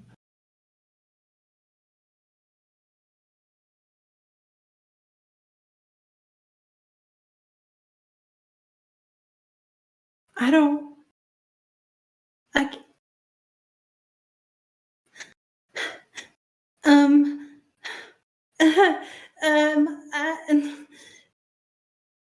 I don't. I guess I don't know. I just. We don't have any information, and we don't know anything, and we're going places that are mysterious, and who's to say that we don't get to the door of like whatever hidden castle thing that the gunslingers live in, because they're weird and they probably live in like a dungeon fortress thing, and then like they just like are like, cool, thanks, and then they slam the door in our face and we're like out rations and money and time, and we've traveled everywhere, and then the militia is still doing whatever they're doing, and we've got this mercenary company, and if we defeat this one, what's to say that they don't send another one? I was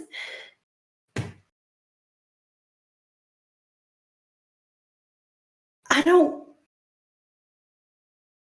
I don't. I don't have the right spanner.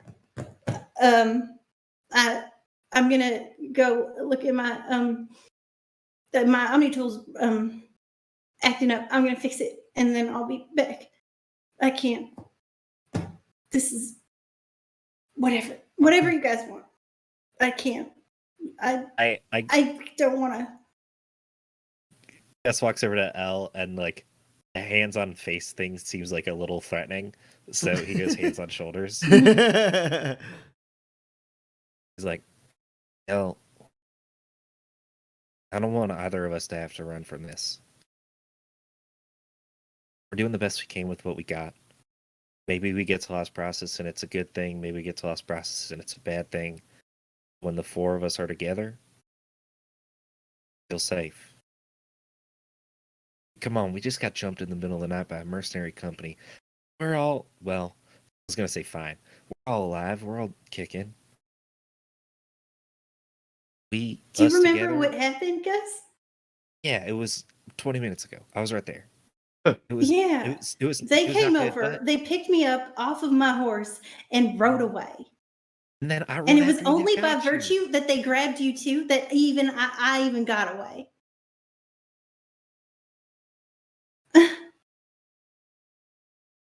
Well, all I'm asking is that you trust not just me, but trust us that none of us are going to do.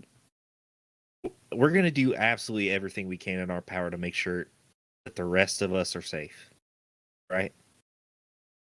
If Dex got pulled away off his horse, I'd grab a horse and ride after him. We're all looking out for each other. And I think that's the safest thing, place, time, who, what, when, where, why we're going to find on Manifest.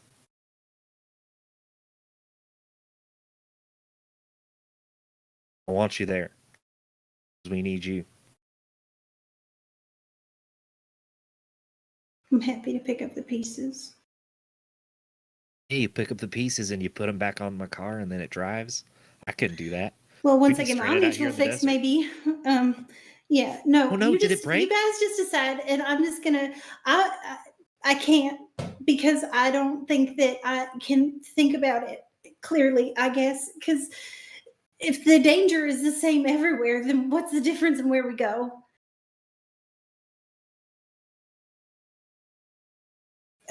And I think that I do actually like walk to the other side of the car. I'm not walking away, but like I like disengage from the situation because I can't. Shoot, did I I take guess. punish cowardice? If you do, I will die. I have like 3 hit points left. Anyway, I take my serious freaking out ass and go to the other side of the car. Is a symbol of I can't figure it out. This is not a logic puzzle. It's an emotional one, and that's too hard. All right. Gus sort of turns around and goes, all right, what do y'all two think? Do we go to the Legionnaire Hall? Or do we go to Lost Process? Because it sounds like that might be our best bet at making things less dangerous. And the less time we could spend in danger, the better.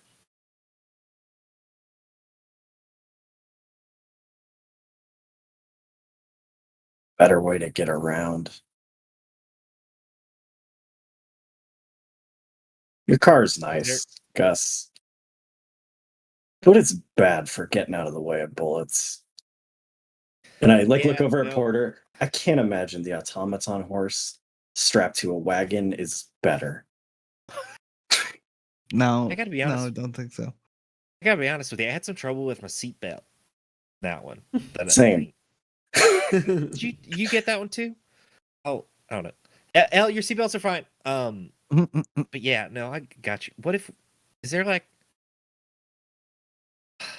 How much does a train cost? Like a bajillion? Like 1,000 spurs? Well, for one thing, a train won't get you to Lost Process. Of course. The train lines, the high speed rails only connect the factory towns to each other, with the sole exception of Waypoint. There are no stops in between. They just go from factory town to factory town or Waypoint. This process is just like in the middle of the Badlands, right? Yep. Yeah, Las Brasas. Yeah, but maybe A train doesn't get you any closer to Las Brasas. Like you would, the closest stop you would have to a train depot would be Waypoint, and then anywhere you would go on the train would not get you closer to Las Brasas. I think probably was if we thinking- wanted to get there fast, it would be a nomad pack, or we would find somebody to like fly us Right. to Tobias Station. Yeah, Tobias Which Station is Everyone right. knows once you go there, you never leave. Tobias Station It's cool, is that's Tobias relatively Station. close to Las Brasas and does have a lot of air traffic. It's not too hard. I mean, it's not necessarily easy, but like if you were to go to a factory town, it would be very easy to book passage, if a bit costly to book passage to Tobias Station. As a country boy, Gus, I don't think you would have a very good idea on the cost. Porter, $1,000. you would know that a train, even the cheapest train,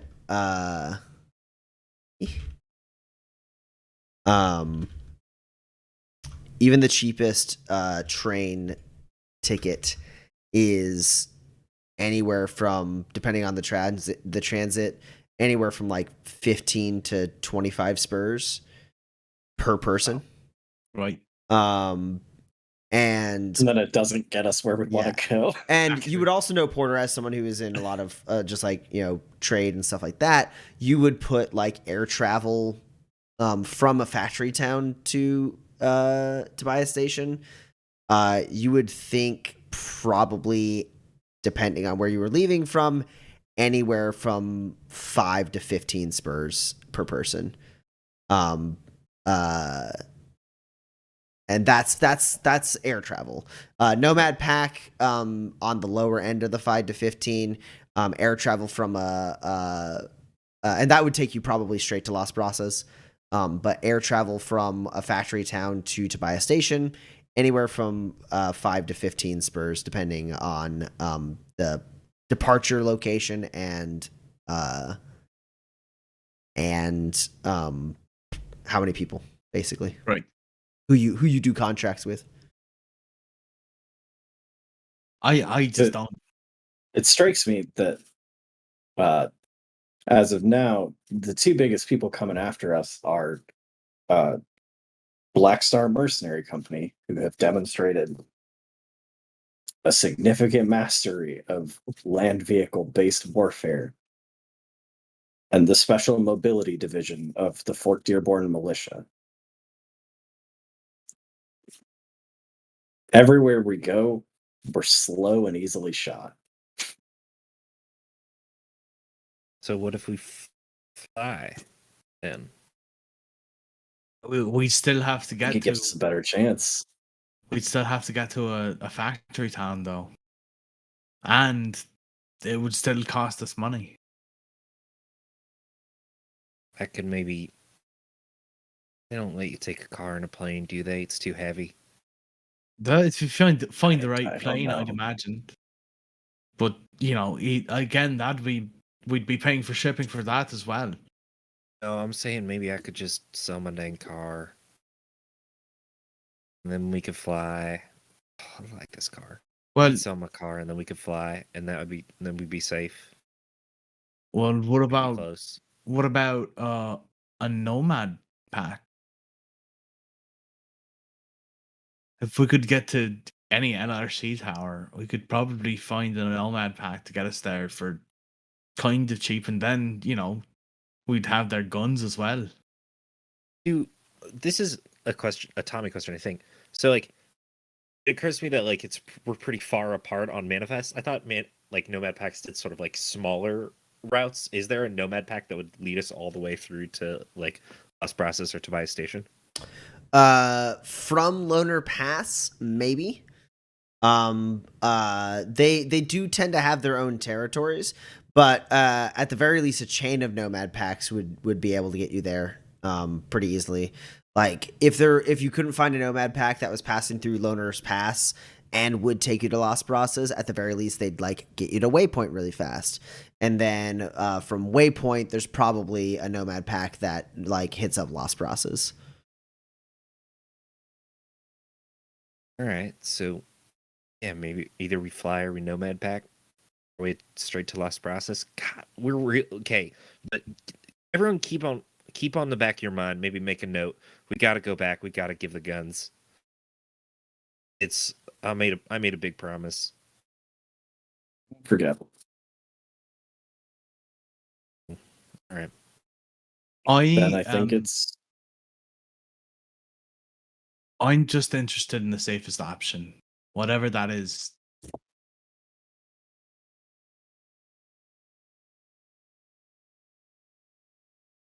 Well, I think the safest place we can get to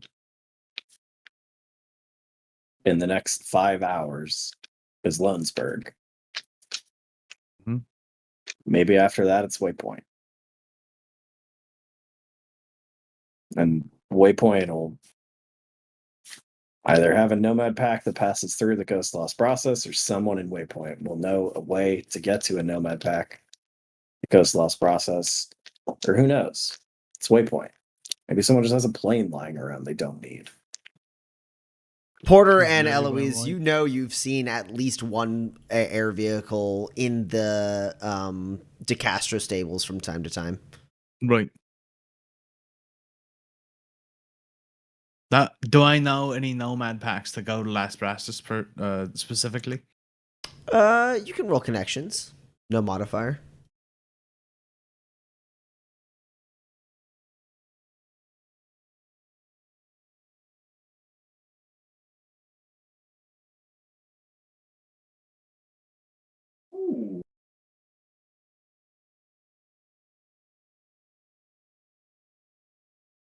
Ooh.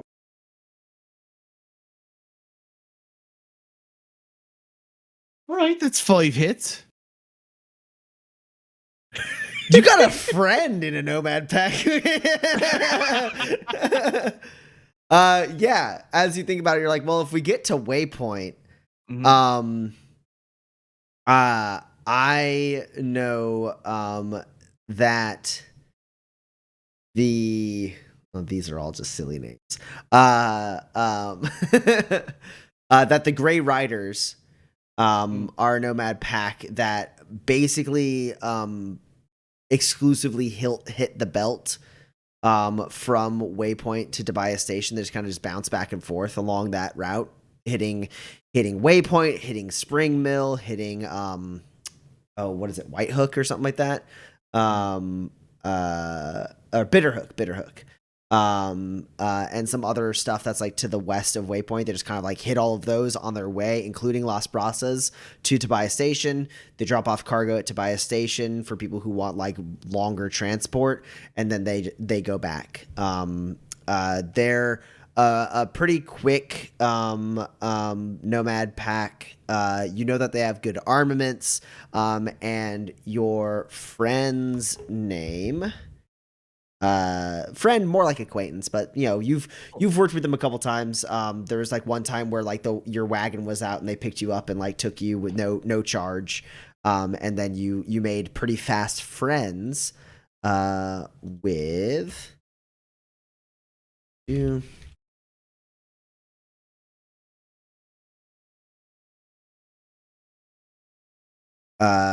Selma Page. Selma Page.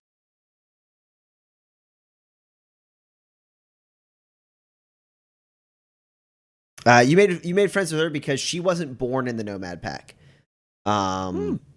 She joined them around when she was like 18, 19, and she had been with them for the while. You know, now she's like closing in on her 30s.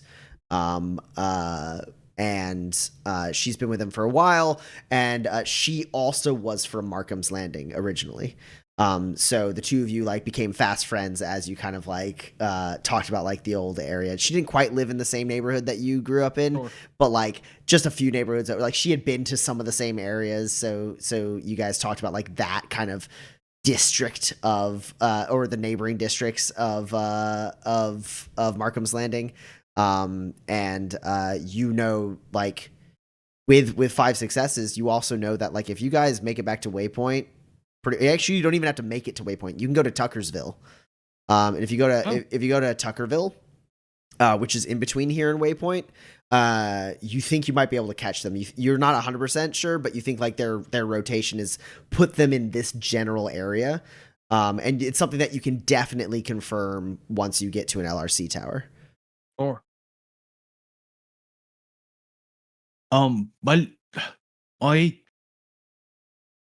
know someone that can get us at the very least to Waypoint, if not all the way to Las Brasas. And fast. I mean, they're in a nomad pack.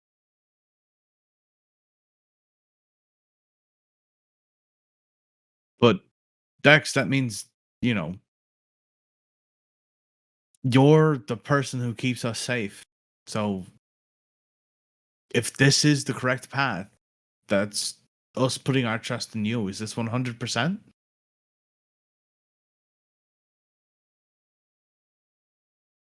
No, nothing's 100%. You know what I mean? I don't. Is it... Here's what I know, and I'm sorry, it's not going to be a clear-cut answer because clear-cut answers are few and far between in this life. The people coming after us are fast and well-equipped, and if we keep moving around the way that we do, they're going to win. Maybe not next time or the time after that, but they have more supplies behind them. They can afford to keep doing this longer than we can. So if we can find a way to move around to where we need to go, that's either faster than they can follow or too well protected for them to hit without really thinking about it, I think it gives us a better chance of doing what we need to do.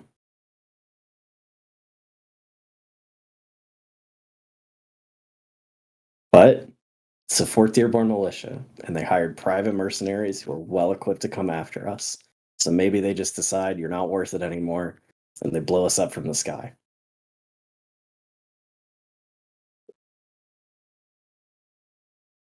I think I would feel... But if it helps, that's true wherever we go. No, that, you know, that's not comforting at all, actually, surprisingly. I think if anything, having well-armed, well-equipped people around us might be the safest option. So if we can find the Nomad Pack, if they can get us there, I'm all for it. I agree. I think if Blackstar threw everything they had at us tonight, we're probably safe in a Nomad Pack. If they held something back because they didn't know what they'd need, we're definitely safer in a Nomad Pack. Let's see who can take us to Waypoint then. I guess let's head to Lohnsburg. Yeah. I think that's safest for tonight.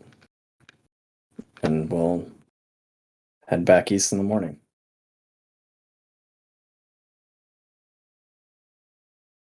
West. All right.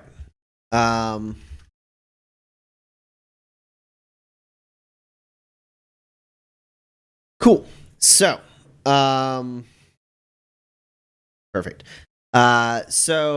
You, Eloise, you restore 4 hit points to the car? Yeah, 4 hit points. I do have and 4 fix. armor. It's also 4 armor. And 4 armor. I do have quick fix, so I think maybe I have the ability to continue to. Oh, you mean like while it's on the move? Yeah. Yeah.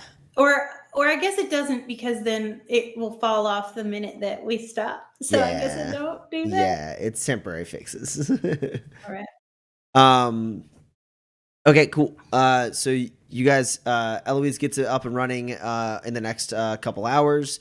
You load up and you head into Lohnsburg on 2 extremely rickety transports and 3 horses, Sinclair and 2 captured horses from Blackstar. You pull up to Lohnsburg, and in the moonlight, you can see it is a very small settlement. It is a one-road town.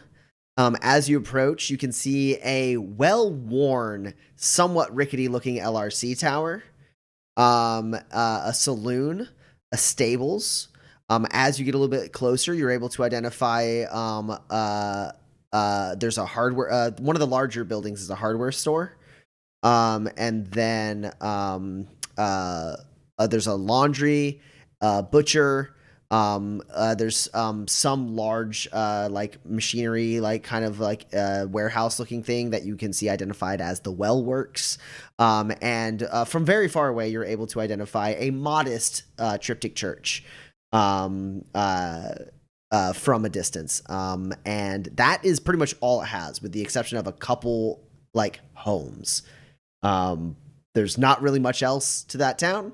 It's just those 6 establishments and some homes.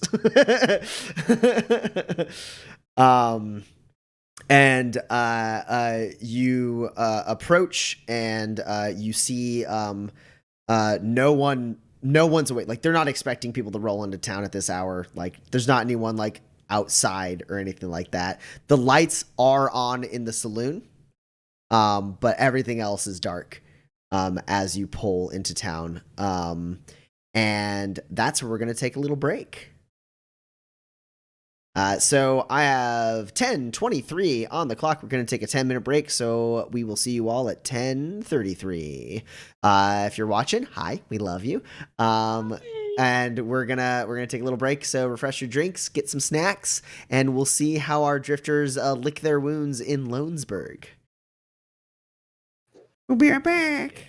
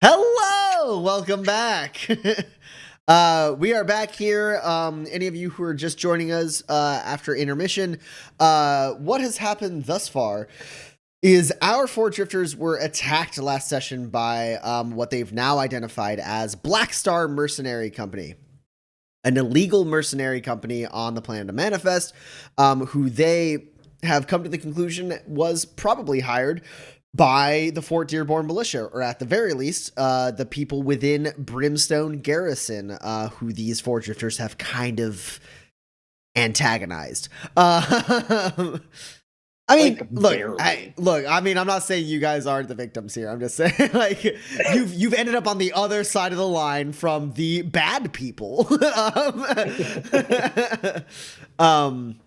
But anyways, they managed to last session thwart off their defenders, but at great cost. Their vehicles were damaged, they were damaged, and they had a lot of things they had to sort out and figure out. They're not quite done with all of that, but they did manage to get their vehicles back up and running, and they have moved to the next safest place for them, which is Lohnsburg, a very small town in the middle of Loner's Pass.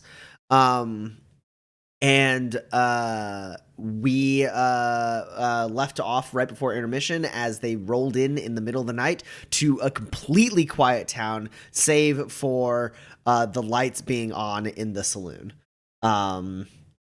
Otherwise, town is quiet. Y'all are able to kind of roll in all rickety in your busted car and your very damaged automaton horse pulling a wagon and your 3 live horses. And you're able to park all of that outside, I assume the saloon, unless you want to go to the stables and try to wake them up there. Okay, Saloon cool. seems fine. Then you go to the saloon. I am gonna go to the LRC tower though. Oh, right away? Before Okay. I go. Yeah, it's important. Cool. So you hop out of the car. You all pull up. You hop out of the car. You all see Dex moving away from the saloon towards the LRC tower, which is nearby the church at the end of the road that is this town.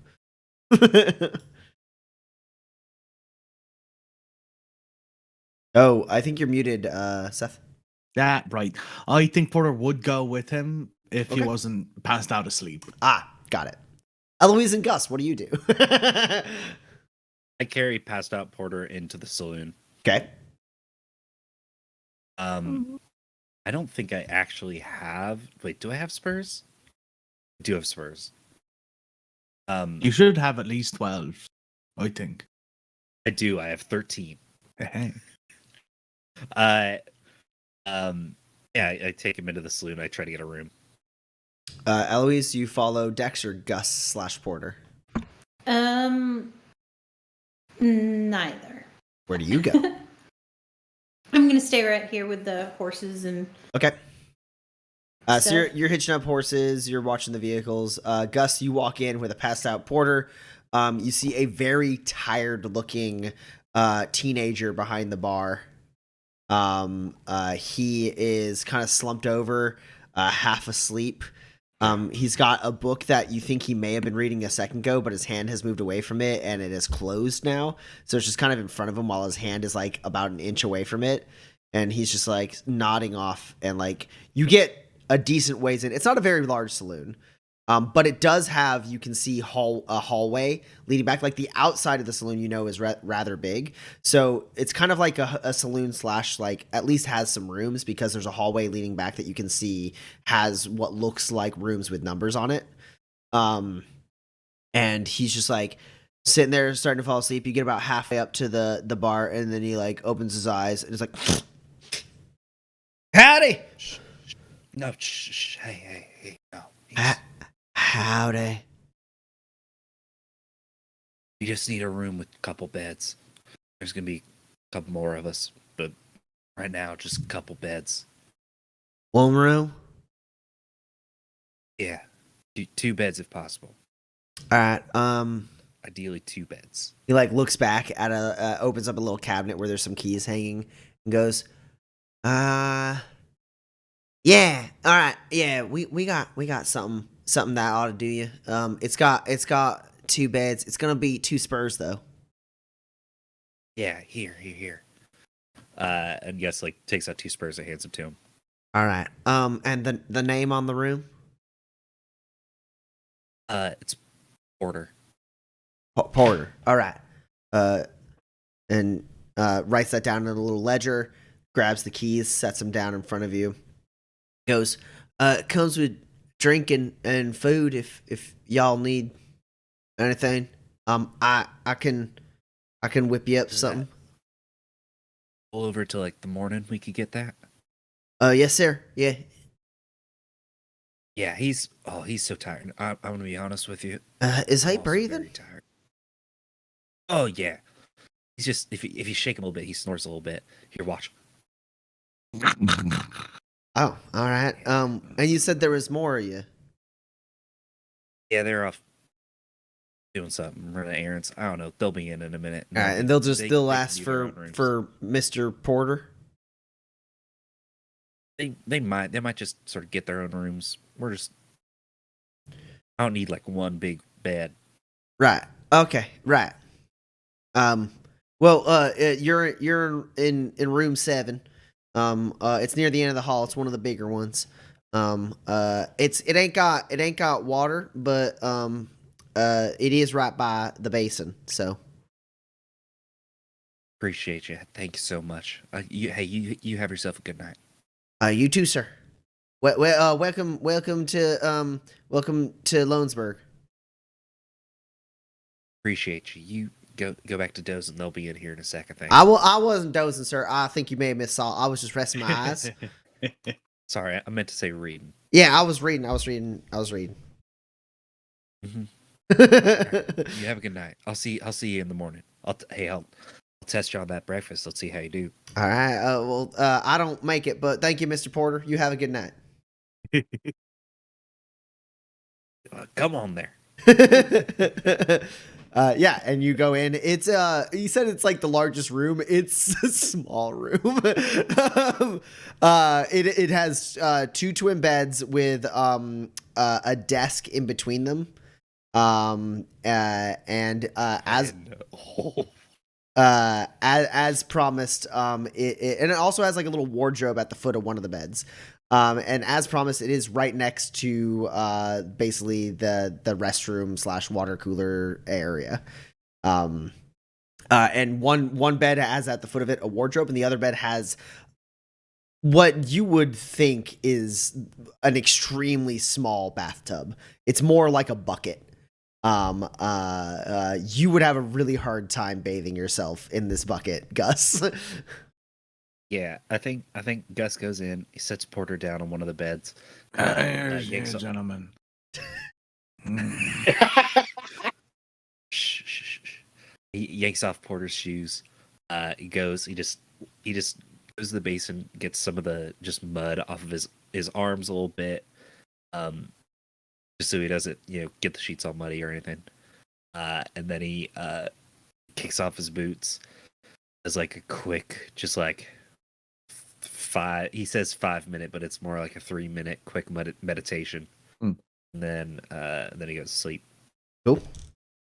Yeah, also, I'm going to go ahead and give everyone a grit for excellent role play, because so far there's been some excellent role play. So everyone gets +1 grit. Nice.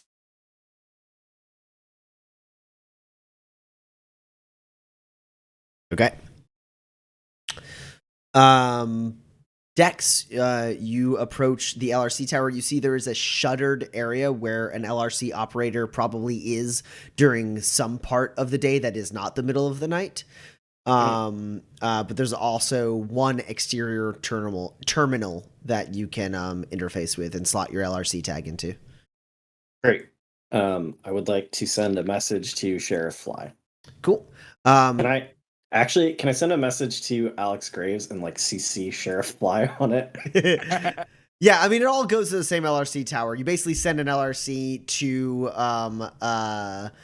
for like public officials like that. Like you don't have like their personal LRCs or anything like that. So I assume Sheriff of Waypoint has like a Waypoint Sheriff address. Yeah, basically for stuff like this, you send it directly to the LRC tower of Waypoint, and then the operator there can like forward it. as needed. So yeah, you can prioritize Alex Graves on that easily enough. You do notice, despite you not necessarily looking for it, there is no response from your mentor, from your previous message to her. Okay. What do you send to Waypoint? Black Star Mercenary Company tried to kill us in Loner Pass. Evidence suggests Fort Dearborn hired them to come after us. It's sort of a like, if anything happens to me. Right. You just shoot that out there. You send it to Graves, and I say evidence suggests Brimstone hired them. okay, cool. You type it out. Back. Brimstone. Enter. And then you send that out to Alex Graves and Sheriff Fly of Waypoint. And is there anything else you want to do at the LRC tower? Nah, that's it. Cool. Then you pull out your LRC tag, turn down the terminal, and then you return to the saloon where you find Eloise tending to the vehicles and animals.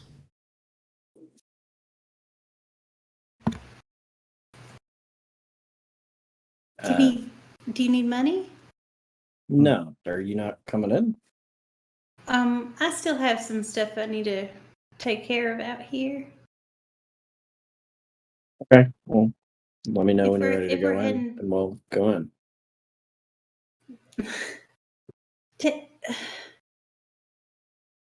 All right, let's go in now. Genuinely, if you have things to do out here, it's fine. I mean, they can wait until morning. I just wasn't real. I don't know that I was gonna sleep, so But yeah, let's go get a room. Okay.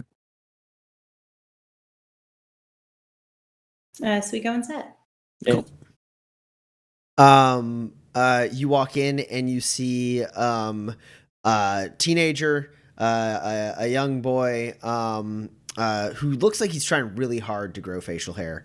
As he is looking, it seems he's making a cup of coffee as as he's like, oh no, I fell again. As he is like putting the coffee grounds in the machine, and then he looks over, and doesn't necessarily seem surprised when he sees you as he goes, howdy, welcome to Lohnsburg. How can I? You have any rooms left? We do. Are you wanting something together or? I look at Eloise. Do you want your own room? No. We ain't Just one got room then. we ain't got no rooms with two beds, but we do have one room with a big bed left. Okay. That seems good. All right. It's just gonna be one spur. Okay. I give him a pay. spurt. Oh, okay. He takes the key and he goes, it comes with food and drink, but Mr. Porter said he wanted to wait until tomorrow to cash in on that. Is it the same for you two? It's good.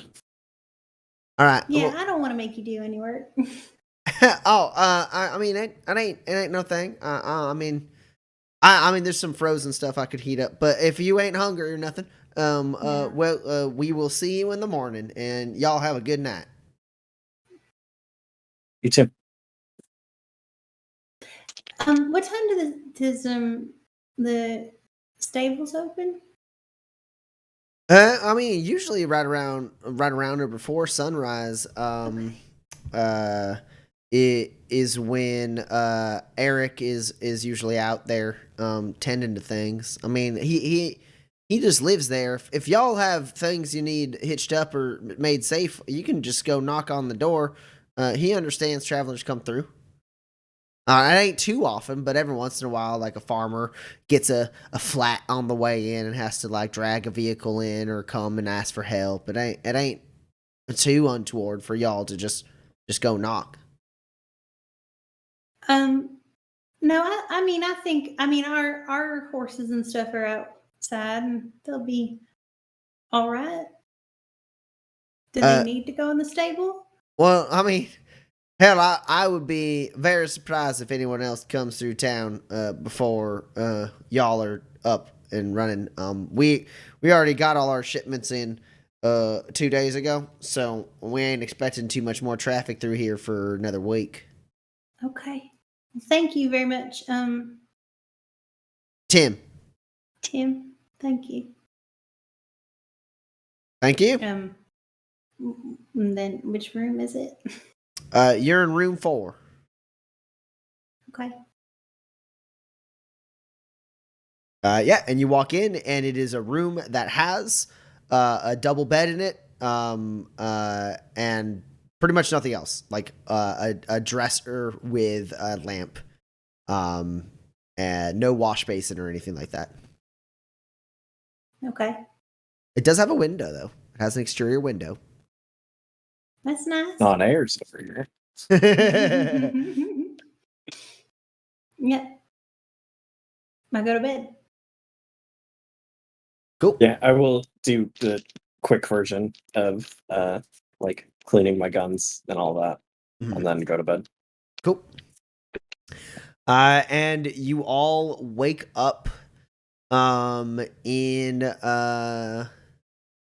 in the morning. I mean, usual time. You're all pretty exhausted. You all get a rest, so you heal the appropriate amount of hit points and shine. You get a full-on rest, and the day comes No along. longer concussed. Yeah. Hey, yeah. Progress any recovery on any of your injuries. Gus, you are no longer suffering from your head wound. Your reasoning and awareness are back up to their, I believe, below average stats. Thank goodness. This one reasoning was really killing me. Now I got 2. Is it just one more than the class of injury? That's the number of rests required. Yeah. Right. Okay. Great. But class 1 injuries. Take Class 2 1 nights. injuries.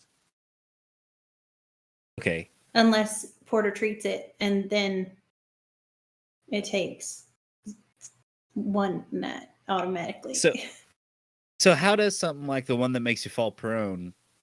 How do you? It's still occupying an injury slot, but it's not doing anything to you anymore.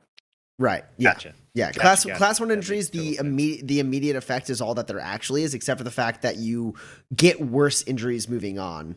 Because for every injury slot that you have filled, you roll more dice on the injury chart. And then you can only have so many injuries. So like Dex, for instance, had hard fall with the strap. He wasn't actually suffering any ill effect from it, but he still had the bruising and stuff, which effectively made him more likely to get worse injured down the road. Yeah, like if I got really shot later, it's more likely that my arm just flies off. The work's already been started, right? Just severing it right here. It's just laying groundwork over here. So you all wake up in the morning. There's a woman behind the bar now who is in her late 40s. And she like tips her hat at you. And seems like she's getting set up for the day as you all kind of come out a little worn. And without really saying anything, she does just kind of lay out, not quite a buffet, but like a little bit of a buffet on like a corner of the bar, just for like people. You see a couple other, like there's like 2 other people who are like staying here, and they like come out and like just kind of like grab some utensils and like stab a couple like sausages with forks and like grab a couple like loaves of bread and then go and sit down at a table and just start like eating. So it's just kind of a self-serve little like tray of some A stuff. continental breakfast. Yeah. That's like morning at Gen Con. Pretty much. Yeah, Yes. I'll get breakfast and find like a booth. Mhm. So they have booths. They don't. but they have some Yeah, tables. Table's fine then, I guess. I skip breakfast and go out to work on literally everything. Okay, you want to start trying to repair some of the vehicles? I want to try and repair my Omni tool first. Okay, that is it's a class 4 item, so it's gonna take. No. I think it does use some machinery cubes though. Just gonna Omni confirm. tool is the same class as a car. Yeah. Yeah. Wow. So yeah, It's you every tool you could ever want for any electrical, mechanical, or technological engineering product. I in the wasn't palm kidding of when I your said I hands. didn't have the right spanner. It doesn't so make that one anymore. machinery and technology are the cubes you could, or the cubes you could use. You Right. need to use 4 of them, and that will raise it 1 classification of quality. Okay, well, it only lost 1, so Okay. I will do that. I will spend 2 tech and 2 machinery. Okay. Also, my armor is completely broken, so I take it off. Okay. Yeah, speaking of which, we did use vehicles this time. Porter and Gus, I need a fuel test from y'all. Miraculously, fuel is the one thing it still had. Oh, that's actually true. Nice.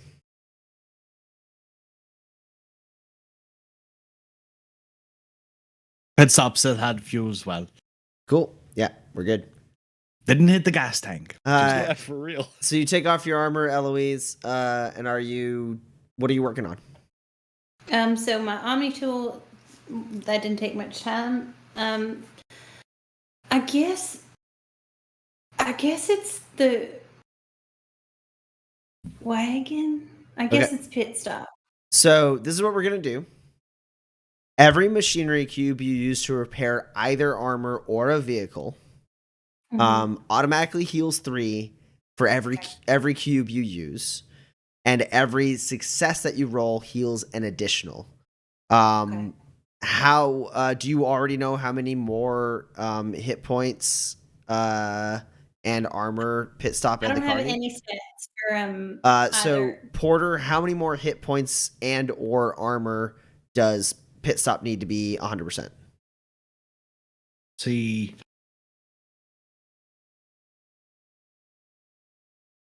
That's 15. Okay, Eloise, write that down. Okay. Gus, how many more hit points and or armor? Well, like the armor gets healed alongside, so hit points is always going to probably be more. How many more hit points does it need to be 100%?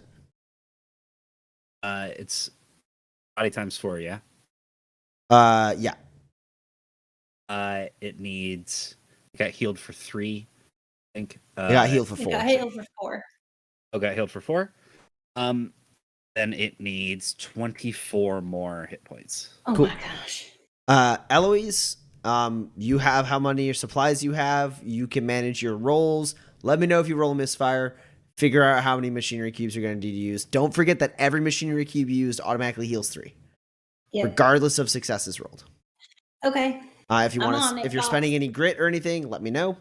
I don't have any grit to You have spend. 2? You got 2? I'm not spending that grit on that. So that You is have what. to note that any grit below 6 is 0 for Addy. And that's what Eloise is doing. I'm going to let you manage that as we cut back to Dex, Porter, and Gus. The 3 of you kind of sitting down, eating breakfast, having rested a little bit. What, if anything, do the 3 of you get up to this morning as Eloise is working hard at repairing the vehicles?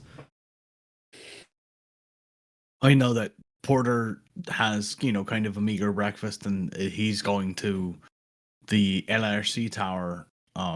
First of all, to post that we need access to Waypoint via a nomad pack, and second to check and see if he has any messages from Rund.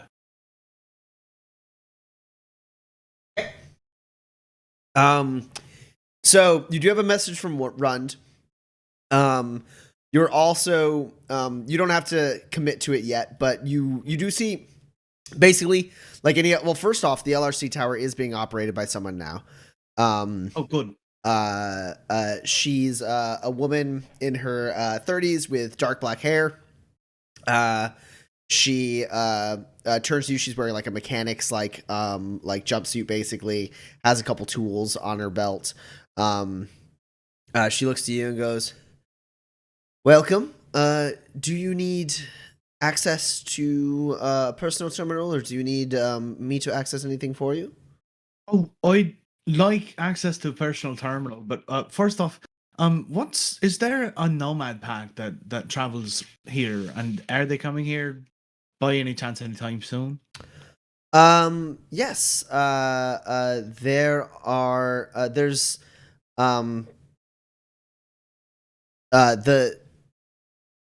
the road banners. Road banners. They pass through. They should be here in the next few days.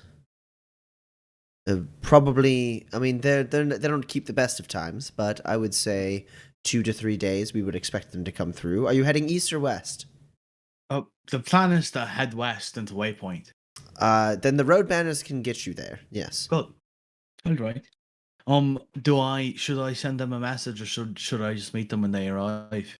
You would know that basically the way it works with LRC, with Nomad packs is basically like LRCs have multiple layers as far as communication goes. Mm-hmm. There's a bunch of public listings, like local news and stuff like that. There's also territorial listings and planetary listings. Which can be different variations of news and notifications and stuff like that. If you're extremely interested in the market rates going on in Freedom City, you could like go to that aspect of the LRC and like look at like what has been posted there by like by the governance of Freedom City, stuff like that. But there's also always within the local branch of the LRC, there's always listings of the different nomad packs that are expected to pass by that LRC tower, because the nomad packs update that as they go from town to town. They update it with every time a nomad pack rolls through town, they update the LRC saying like, we've stopped here. This is our next destination. This is when we're expected. And they also handle any messages or contracts that get set up at that point. And so the normal standard procedure is you go to an LRC tower, you open up the listing of whatever nomad packs are expected through. You choose one of them and you say, this is what we have. This is what we have. This is what we're doing.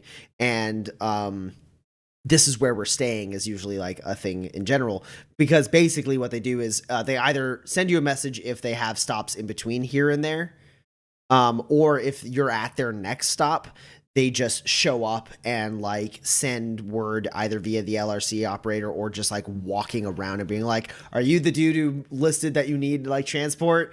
And then they negotiate a deal with you either via LRC or via like in person. And then you either get loaded up or wait for another transit.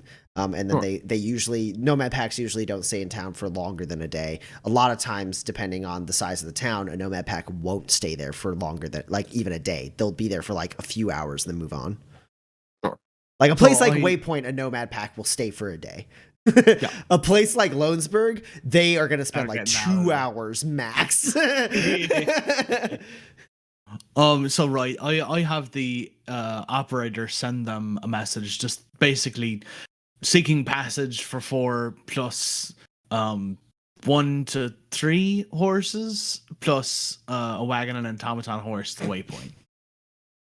Cool. There's a car also. Oh, and plus car, but hopefully that can drive at their pace. I don't know. Well, you can mean plus try. So you send all that out. She's able to take care of that for you. Cheers. You write. She has you write it all down. Yeah. And then she tears the pallet and she goes, "Personal terminal's just right over there." Cheers. Thanks very much. And I'll tip her a spur. Thank you very much. You're staying at the saloon. That's correct. Under what name? Porter. First or last? I think Gus just told them Porter, so that's Just Porter. the name I'm going by. It's first. All right. And then she pulls out a little private terminal and starts like notifying the road banners of your request. Excellent. And then, yeah, you're able to walk over to the personal terminal, slot in your LRC tag. It lights up, and you do see that you, in fact, do have a message from Rund. Do you remember where you sent your message from? Was it Waypoint or was it somewhere else? No, I think it was what's it called? The Springs place. It was Spring Mill. No, is that incorrect? It's either Spring Mill, Las it's either Vegas, Spring Mill or Waypoint. I I think honestly it was Spring might- Mill because we haven't been back to Waypoint since we left for Spring Mill. yeah. It would I think that makes sense. Yeah. Okay, yeah. It was just I couldn't remember if you had sent the message while you were still at Waypoint or after you had traveled a bit. Right. So she starts off her message with a little bit of like, "Oh, you get around." The other thing I need to remember, because I don't think we had you explain the exact contents of your message. Did you tell her what Donovan was wanting to sell, or did you just say No. Donovan gave you a package? I said our mutual friend has a gift for you. Okay. Was the way that I phrased it. Because, you know, I know the family. I know that they like cryptic shit. And so Yeah. that's, you know, it was So she was a nice she casual responds basically in a roundabout way, being like, "So kind of our mutual friend to have a gift, though it's a bit presumptuous of her to think I would want a gift." Like, and basically through all of that, you're able to read through the lines like, Donovan is a courier, just like you. Yeah. You were one courier passing a thing to another courier to take to someone else, and Donovan is. From what Rund has put out in this message, Donovan is trying to start her own side hustle with the family. She's like, "Look, I can get you this stuff. I have like clearance or whatever." And so like Rund doesn't know what this is. She has no expectation for what it is. She actually asks you if you think that Donovan is worth it, and if you have any idea what the gift might be. Like, have you given it a rattle? Like that kind of thing. Like, because from Rund's perspective, she wants to know if this is even worth her time. Or if it's just a thing that you get to keep as a bonus for yourself, and then she never reaches out to Sergeant Donovan, because the whole point was that you're the middleman between the family and Donovan, who is a middleman between you and someone else. So Rund is just like, it's not really annoyed, just kind of like a little like, this fucker. You get a little bit of a sense of a courier reaching a little bit above, but Rund is curious enough because, and she kind of like expresses this a little bit through like, you know, various like analogies and stuff. She is interested because Sergeant Donovan is at Brimstone, and Brimstone is doing interesting things. And so like, she's like, but you know, I hear her family is pretty good. Like that kind of thing. I hear she comes from a wealthy line, you know, that kind of thing. So Rund is curious, but wants more info from you before anything like that.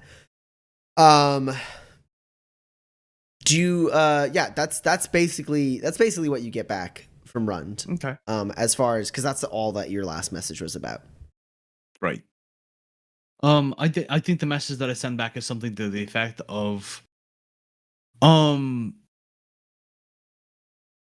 gift did seem presumptuous.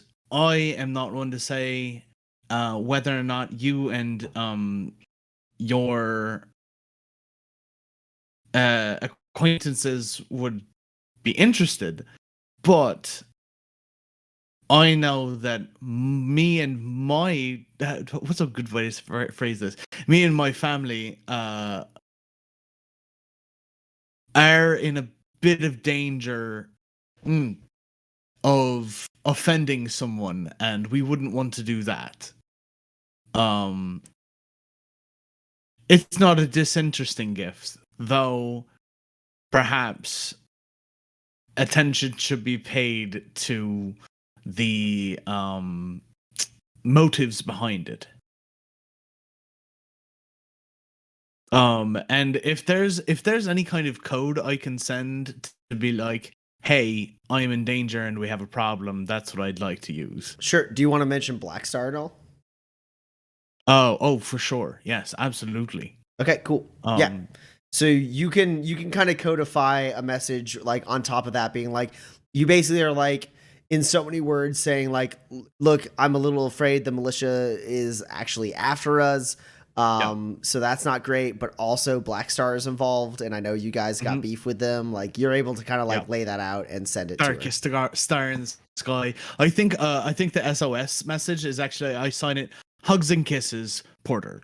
I love that. I love that Porter speaks, thieves can't. Yeah. Thieves can't.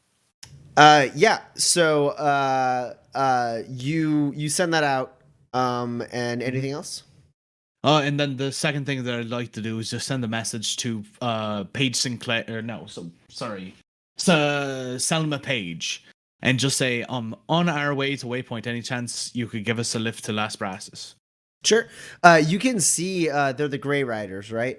You can see their like route. They don't usually come this way, but you're able to like navigate the LRC enough to like see the territorial stuff and where the different nomad packs are landing.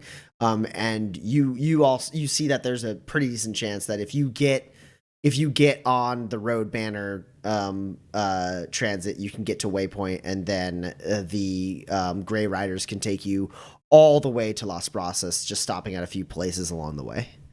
Excellent. But you're able to like basically put that work ahead of time. Be like, hey, can you get me a deal?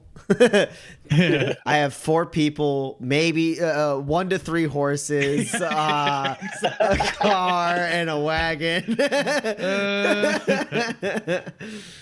And you're able to send that off. Anything else? I don't think so. Okay, cool. So you return, you see Eloise working outside of the saloon, and I guess were Dex and Gus just alone in the saloon finishing breakfast? Yes.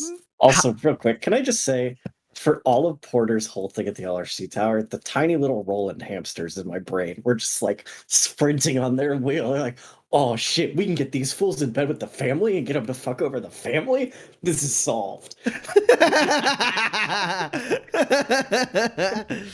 Gus We did that already. We did that. It said hamsters. Gus and Dex, Porter eats a very brief breakfast and then leaves, and the two of you are alone in the saloon for at least like 10 or 15 minutes. How does that go?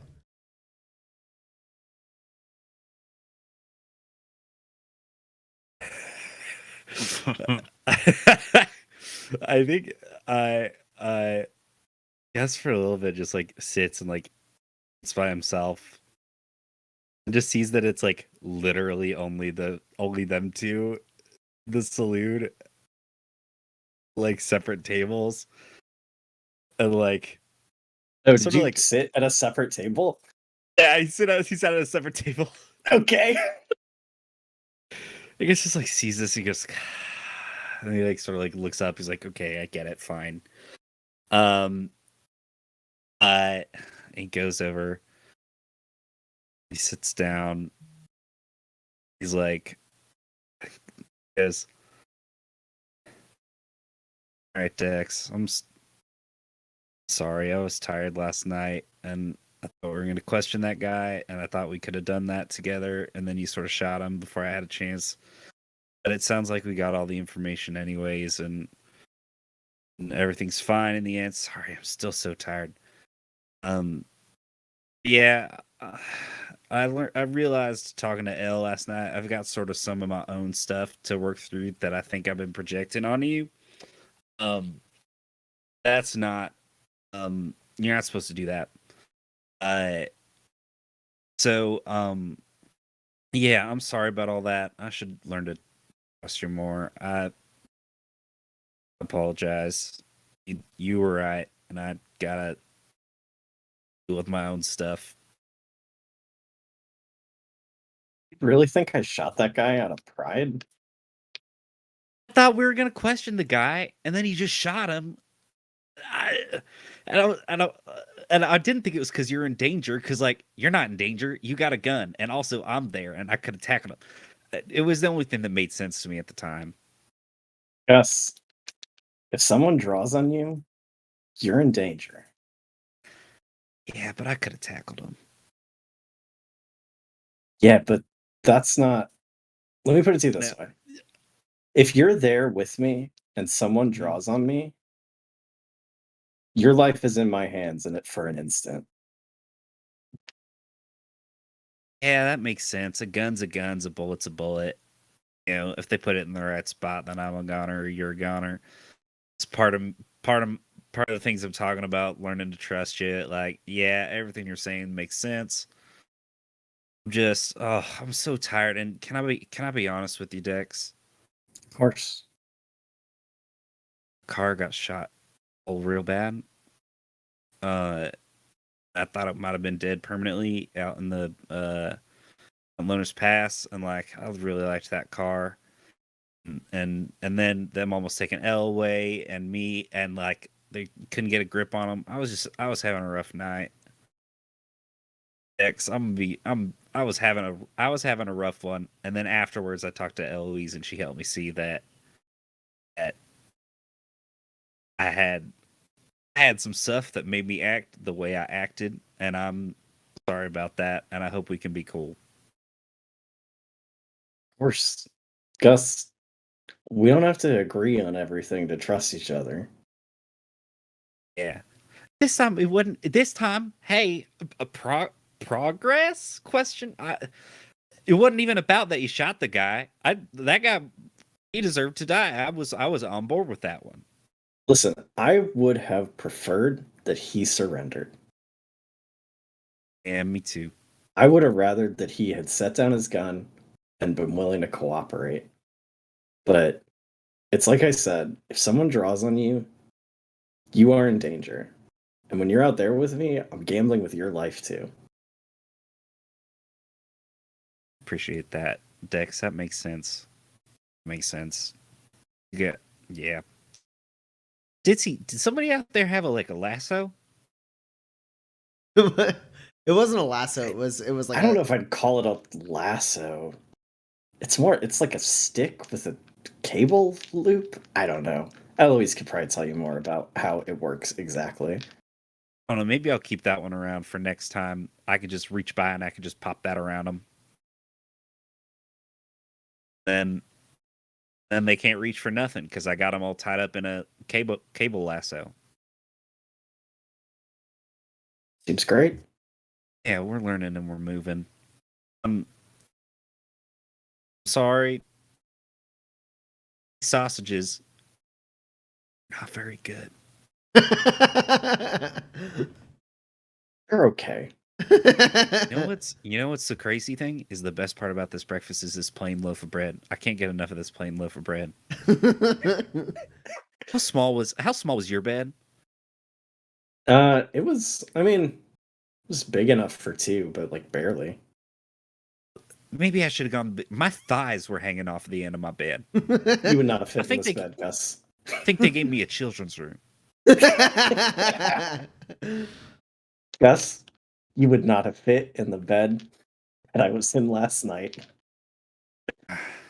Gus, I don't think a lot of places make beds for you. I'm sorry. You're a large man. Yeah. no. When I was a kid, they went and got my sister a new bed. They put my bed and my sister's bed, and they turned them opposite each other, and they pushed them together. So it's just one long bed. I used that for a long time. Your shoulders are so. Weren't you like? Sort of It was a better solution. It wasn't the best solution. I know that's sleeping's a tough prospect. Hey, I get it. I had to do it away from home very much. Yeah, Eloise, how'd you do on your thing? I spent 5 cubes and 1 grit. You spent a grit. Yeah. You are down. It was either that or I had to spend a whole other cube. Don't give him grit. He's gonna take our So arm. many I took cubes. grit. Communal I- arm. I have 4 cubes left, and then we looted 6 cubes, so I think I still have 10 cubes. Okay, Unless so we're splitting everything evenly. so that puts the car and the automaton 100%. Mm-hmm. Cool. So you do that. It takes you a decent amount of time. Also, Argot Lom says, "Here, have it back," and gives you a grit. Oh, thank you. Argot Lom spending his viewer grit to give you grit. Feels nice. And yeah, so that's gonna take you a better part of the morning. It gets into the afternoon, and then you're done working on the vehicles. They're 100%. Porter, Dex, and Gus, unless you have anything you're really trying to achieve, the afternoon kind of passes on. I would. So I have a quick rules question. So I have an injury that no one has attempted to treat, but has healed from natural rest. Can it be treated still? Yes. Cool. I would ask Porter to take a look at this seatbelt shaped bruise across my collarbone and attack. Does it just need? It We needs come one. outside. It's Yeah, it only needs one. It only needs one. Porter, you don't even have to roll because you have the physician talent. Yep. You automatically get 1 success. So yeah, Put it's an ice pack on it. it's pretty good. Yeah, you just as Porter's walking back, we just both come out like, Porter, we got ouchies.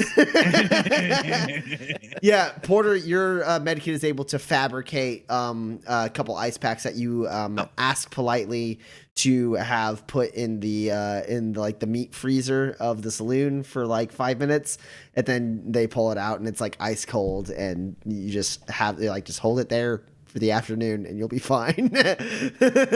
Oh, those seatbelts are brutal, huh? Sorry, Tommy, I have to correct you from the one time I froze part of my arm 20 minutes at a time, y'all.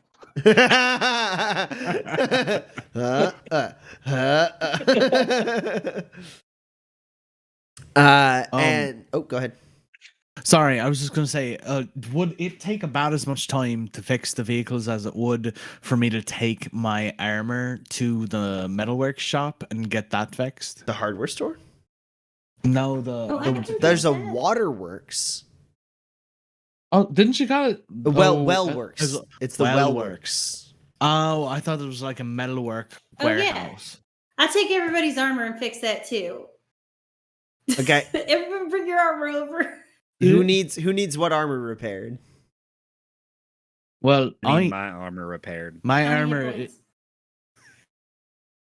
Yeah, just need tell 4. Eloise how many she can manage the resources in time. 94. I need 3. Oh, cool. 1 machine. Wait. Gus, you don't even need help. If you just need 3 hit points back or 3 armor points back, you can do that yourself. No roll required. Sorry, Gus, do you mind? Yeah, no, I'll just sort of rub it on it, right? Okay. Nope.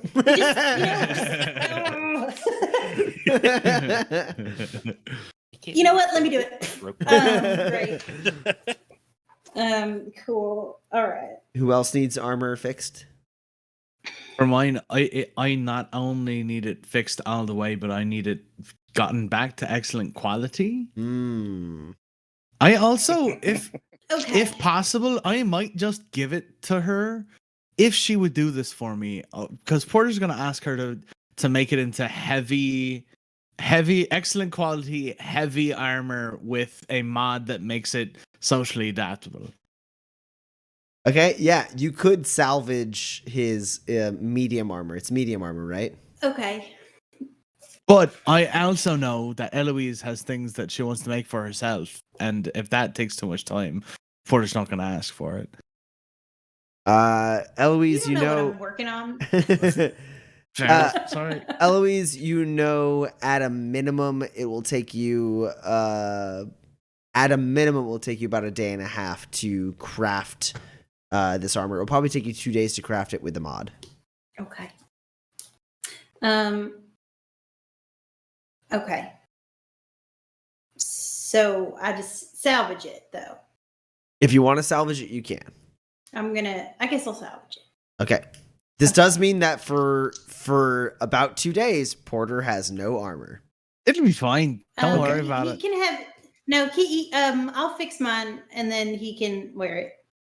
Your power armor? Living. Yeah.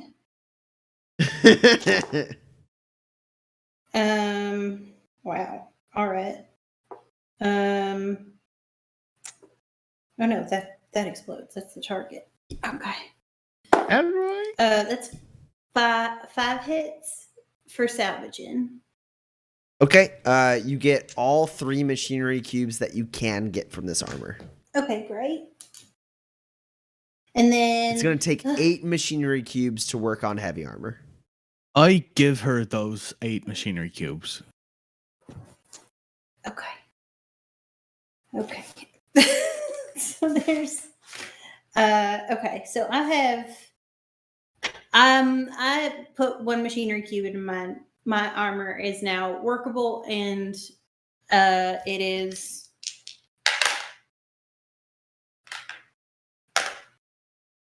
has 8 armor points. So there's that. And Porter can have that.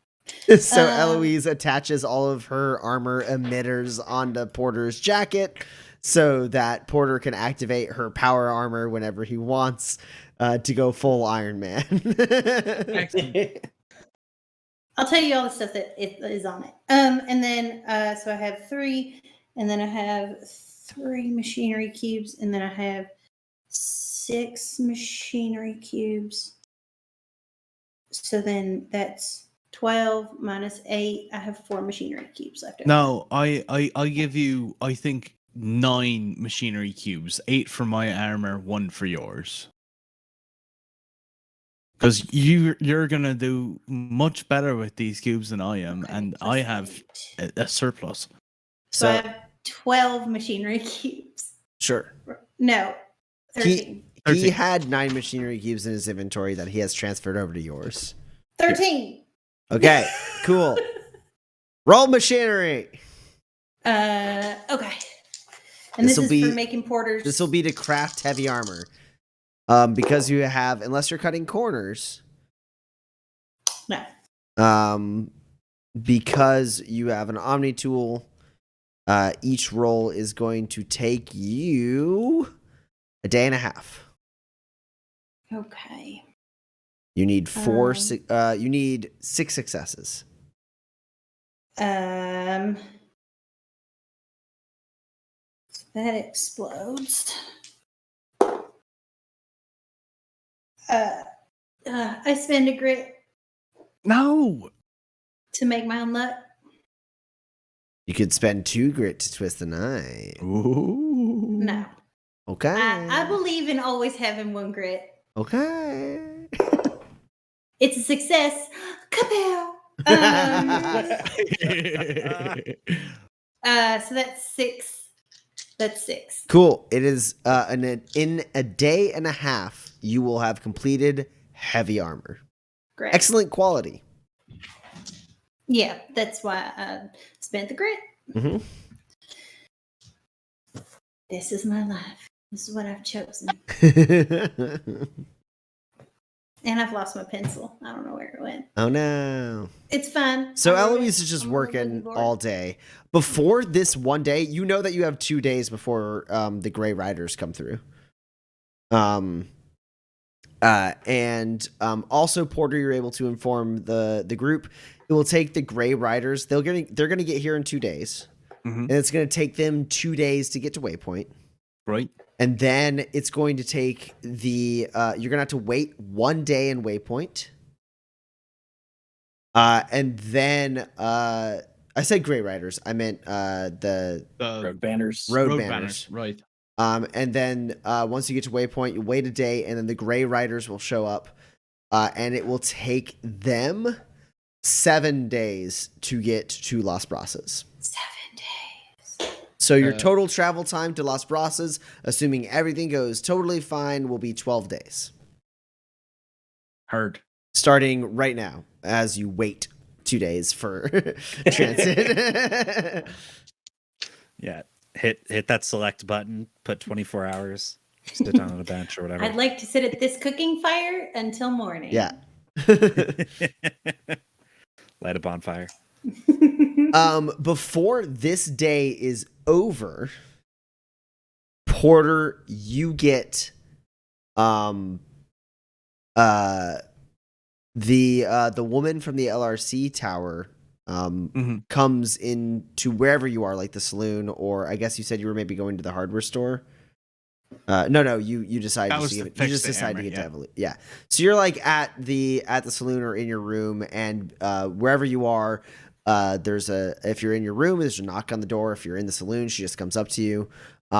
She hands you a printout. It is sealed. In the LRC style that it is printed sealed. This is a private message, and that has not been viewed by the operator, unless the operator has been paid to look at it anyways. Or just likes to be You gotta nosy. say that. But it is a yeah. sealed private message, priority, which means the LRC operator knew that they had to find the recipient immediately when it came in. Oh, thanks so much. What was your name? Joy. Joy. Joy. Cheers, Joy. Joy Zhao. Thanks so much, Joy. Ciao. I'll be back to see you tomorrow. Excellent. You have a nice evening. And if you need to send a You as well. reply, you know where to find me. Exactly. And as she leaves, I'll open it up. Yeah, you break the seal, open it up. It is a message from Rund. It is written in a very easy code for you to decipher. So that she doesn't have to speak in any kind of like extremely protected language. As she says, and you can hear her voice in your head, as she says, "I'm glad to hear you came out in one piece. The bastards you're traveling with must have some salt. If your shirt was Black Star, this could well be a blessing in disguise. As you know, Black Star is no friend of my family, but I have a distant uncle who has always had a special bit of hatred reserved for Mr. Fawcett in particular. My uncle and Mr. Fawcett both have a proclivity for collecting rare, one-of-a-kind curiosities. Prior to Black Star's fall from favor, my uncle had placed a sizable down payment on an item in Mr. Fawcett's collection. A piece of authentic, fully intact filament. And you know filament to be the sort of underworld term for proto-martyr technology. Man, how did they pry the guy out of that one? I left his heart in. Proto-martyr technology universally banned across all territories, extremely illegal to have, fully intact being an extremely rare thing, since almost all proto-martyr tech is designed to destroy itself in some capacity so that no one but the proto-martyrs are able to use it. Right. The message continues with, "Now, Black Star isn't known for staying stationary for too long, so until now, moving against them has been beyond impractical. If you're looking for a way to turn your misfortune into a boon, and you're willing to stick your neck out in quite a big way, I'd wager Uncle's gratitude for the recovery of Fawcett's filament could very well even the scales that toppled you out into the Badlands to begin with. My dear Porter, you could come home, slate clean, without strings. All you have to do is say the word, and I'll see to it that the offer hits the table for you. Hugs and kisses. Rund.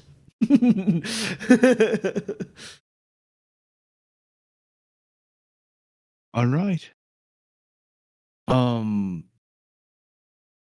Is Dex in the saloon, or is he out doing his own thing? I don't have things to do, man. I think Porter finds him and like knocks on his door if that's where he is. And when he answers, says, "Listen, Dex, would you want to maybe teach me some of your gunslinger shooting tricks?" I don't know what they're called. I feel like if I'm going to help us protect our team, I need to learn how to shoot better.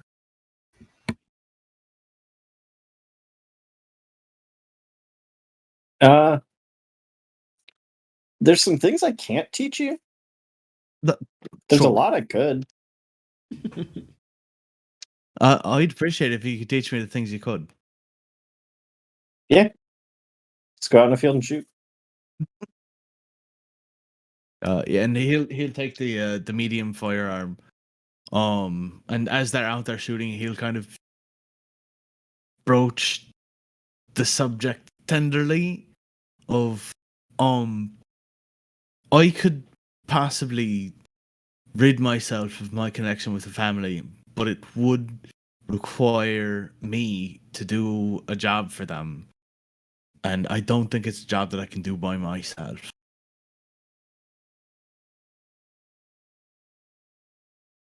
What do they want you to do? Do you know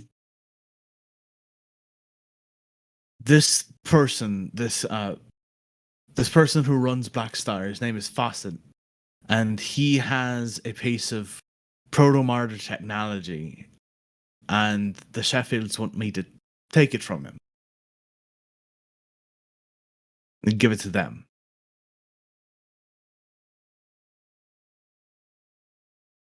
I hate every part of the sentence you just said. I know. I'm not too fond of it myself. But it would mean that my family would be safe, and I can refuse this job, or I can take it and try and do it myself. But I don't know if I could come back from that. You know, I've already died twice, and that was with the three of you. I mean, that's the only reason that I lived in the first place. So I can't imagine going against a Black Ops leader by myself. But I also know that goes against everything you believe in. And honestly, everything Gus believes in, and probably Eloise too, I don't know.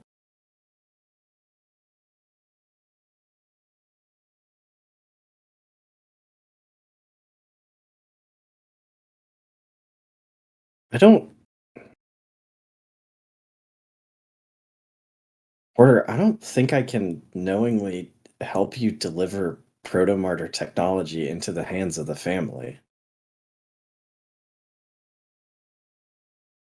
Like, I understand they are a monumental organization that I can't make not exist. Just me and my gun, but I don't think I can hand them this in good conscience. Even if it means taking it away from someone who could do something far worse with it.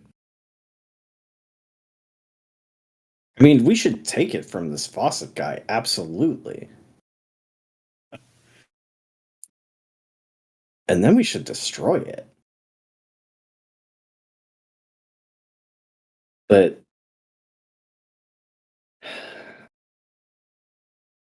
That's neither here nor there right now.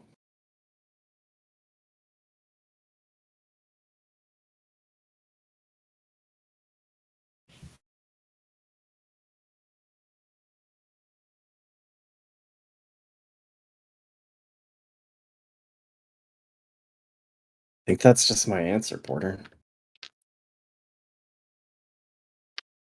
Okay. I understand. That makes sense. You're my moral compass in a lot of ways when it comes to things like this. I know that I could trust your judgment, but I also know that my family's safety comes before anyone's. And I'm sorry that includes you. That includes Gus. I think that even includes Eloise. I'm not saying that I'm going against you and splitting off the group, but I at least need the chance to think about it. And I don't know if I I'll come can't back take to you. that from you. What do you mean?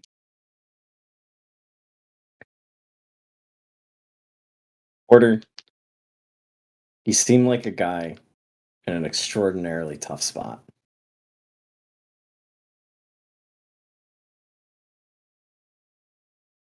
I don't see the way out for you. That doesn't mean it's not there, but it doesn't seem simple. And I don't know the family the way you do. But what I do know of the family is if somebody in the family told me there was an easy solution to my problem, I don't know that I'd believe them. I trust this person. I've trusted them with my life for too long now. They'd never give me any reason not to trust them.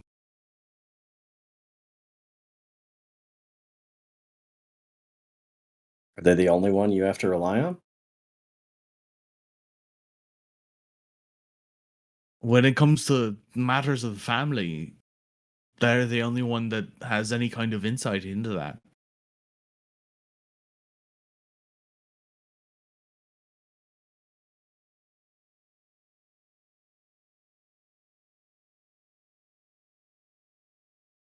I I wish I had an answer that was better for your problem. I really do. Well, I do too, Dex. All right. I appreciate that. Well, I know what I have to do, and it's basically what you've already told me to do. I can't keep going on without everybody knowing what's going on with me.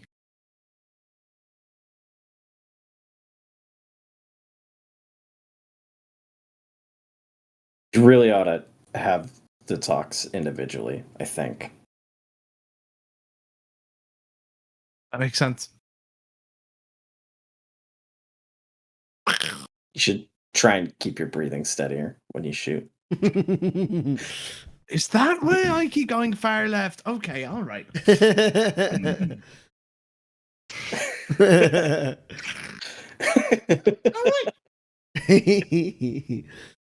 All right. And I do believe that is where we're going to end tonight's session. As Dex and Porter finish a little training session on the outskirts of town, Eloise finishes patching up things. Gus gets a little bit of time to actually meditate as everyone is busy doing things. He can actually spend time just like being with himself and trying to like, recenter himself as he's been a little off kilter. That's where we're gonna pick it up, or that's where we're gonna end it, and we'll pick up at the end of one of 2 days that you're spending in Lohnsburg, a town with not much to do, before you get picked up by the road banners, who will take you to Waypoint, or elsewhere if you decide that you want to get off sooner. Shoot, before we're done, can Gus roll to exercise in a cool way that people see? I gotta go do a bunch of pull-ups in the middle of the bar.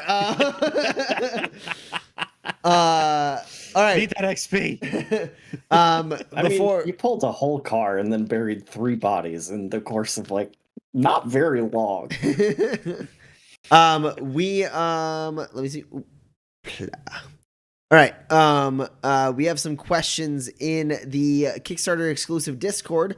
Also, if any of you have questions in the chat, throw them out right now. And we are going to move through these and answer whatever we got. If you have any questions about the game, the session, the characters, the players, anything, throw it out there. We'll answer it. But in the Kickstarter and pre-order exclusive Discord, we have some questions from good old Argetlam. Let's build. Is it Jesus or Seuss? It's just Seuss. Seuss. Seuss. Ramirez and Sand Pines from Gravity Falls. I don't know these characters, but it sounds like Roman does. I've only watched, I think, most of the first season, so there's probably some stuff that happens in later seasons because that show's wild. That I don't know about. You familiar as well, Seth? I've watched a random amalgamation of episodes, so I know a little bit about both of them. Yeah. Cool. Seuss, man, these are. This is actually a tough one. Yeah. I don't like. Uncle Stan is a grifter. Like he took the Moxie tree 3 times is like his he is the pinnacle of grifter. He trying to think. He's the only one really who's like not illuminated. So Grunkle Stan, he runs like a fake crypto sort of like weird stuff shop in the middle of a town that has a ton of legitimate weird crypto stuff. So he's like the only one not illuminated in his like immediate circle. Yeah. He's also got some gambler tendencies, I know. Gambling is a major part of his character. Mm-hmm. He's a gambler. He's gambling, grifting are 2 of his big ones, and then also he's a big dude. Like, he's got a little bit of like, honestly, his past is like, I think left intentionally vague, at least from what I've seen. He's just the kid's like old uncle, right? But I'm sorry, I'm saying a lot of things. Well, you know what's great is the gambler path gives you either Moxie or Brawn, because it was worked in that way because we're like, gamblers sometimes just gotta have bar fights all the time.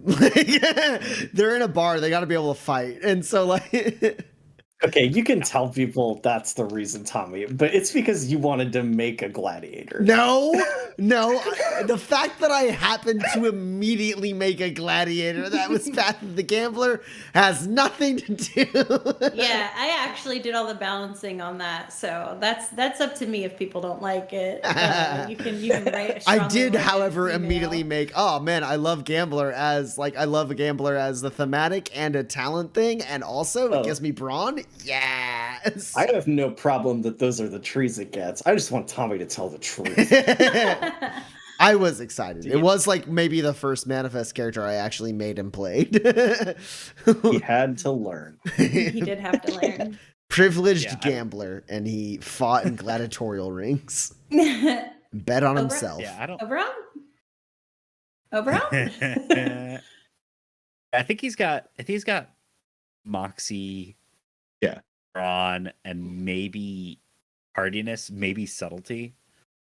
I can see both of those. Yeah, one of those two. He's the slimiest character there's ever been. And Seuss is just a pure boy. I want him to be illuminated because I just want that for him. He's also a big dude, so he's probably also got brawn. You know what? He's like the mechanic, the like handyman of the store. So I Oh yeah. $2 of donuts. He's got know-how Nice. to fix all the stuff and set up everything. Hell yeah. Absolutely. Next question from Argitlam is, let's build the auto crossbow and the bioblaster from Final Fantasy VI.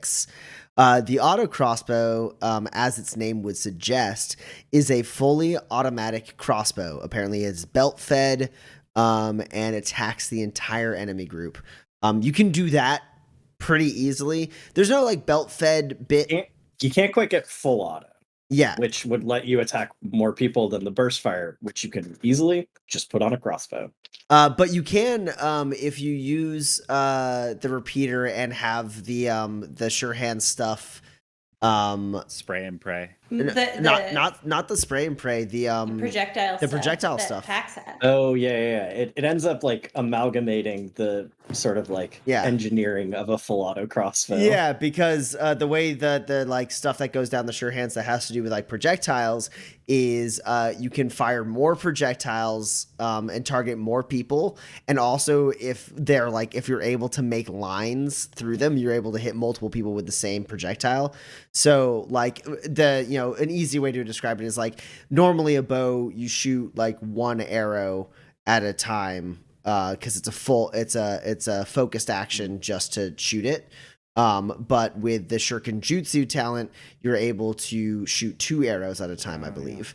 And and you the can talent hit before that, I think, is the one that lets you hit more than one person with each arrow. So once you get all the way down there, you're with a bow able to hit 4 people with 1 shot. So you extend that to a projectile with the repeater thing, which you normally shoots 3. It shoots an additional, I think, 1 or 2, and then also can pierce through with each projectile. Suddenly you're hitting like 8 to 10 people. Just be like, yeah. At that point, you're gonna want good athletics and the talent while running, so you can just say, I get to the point in the room where they're all in a line. Yeah.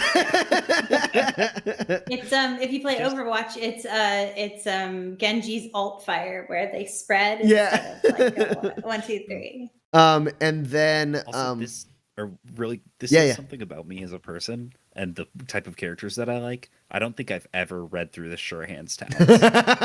Like guns. That makes sense. The projectile rules are so good. I love them. Yeah, these are tight. Yeah. And then the bioblaster apparently sprays a poisonous fog over an area. You can't get anything that sprays. So here's what I would do if you wanted to build this in game. If you want to make special toxic ammo that goes in your flamethrower, which you can just have, flamethrower, totally fine.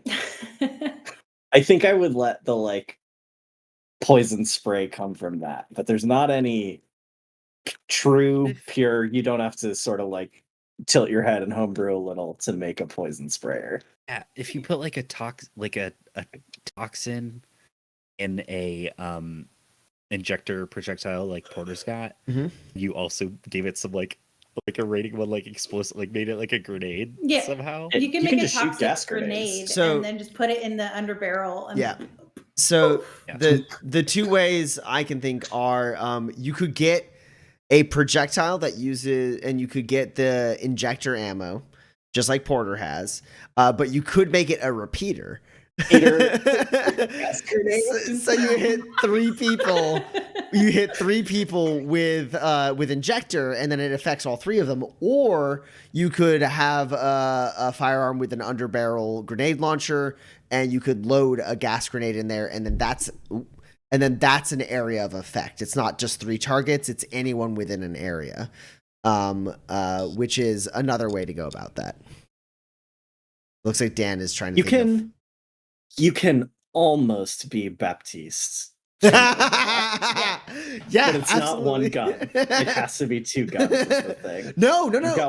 No, there's an attachment for underbarrel grenades. Firearm. But Addie, it's Tommy 2 triggers over here. Okay. If you want to be shooting your healing grenades and your killing bolts at the same time. And then let's see. Ooh, this is a fun one. I'll let Addie answer this first. Argitlam was curious, which gunslinger guild is Juliet a part of? I guess before you answer, for anyone who doesn't know, Juliet is one of the iconic gunslingers of Manifest. She is heavily featured in the Essential NPCs podcast season 9, where we play Manifest. She's one of the main characters in there. She's from beginning to end. That is old. Second or third character you ever made in Manifest. Yeah, I believe. that's old Juliet. she's- She's like 40 or 50 in that. And her story starts when she's like 17 or something. And Well, canonically, she was 20. well, no, I'm saying because like we her made her story. Her older. story starts like when before she gets trained. Right? Yeah. Mhm. And that story, her story, will be told in the Novella.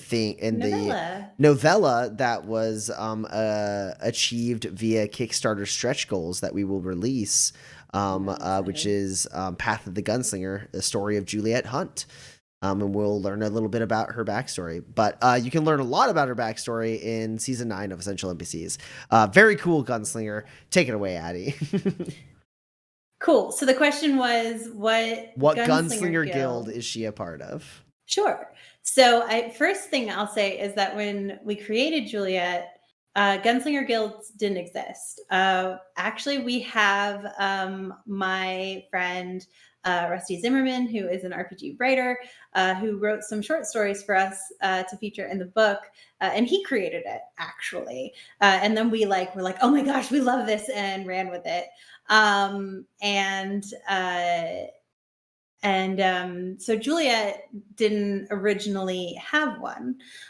She's what is called a freelancer now, which is a guildless gunslinger. We've heard in this campaign, we've heard it a little bit used to reference Sheriff Fly of Waypoint. Yeah. She is a little bit special because her gunslinger mentor person, and I won't give too much away, was part of the Legionnaires.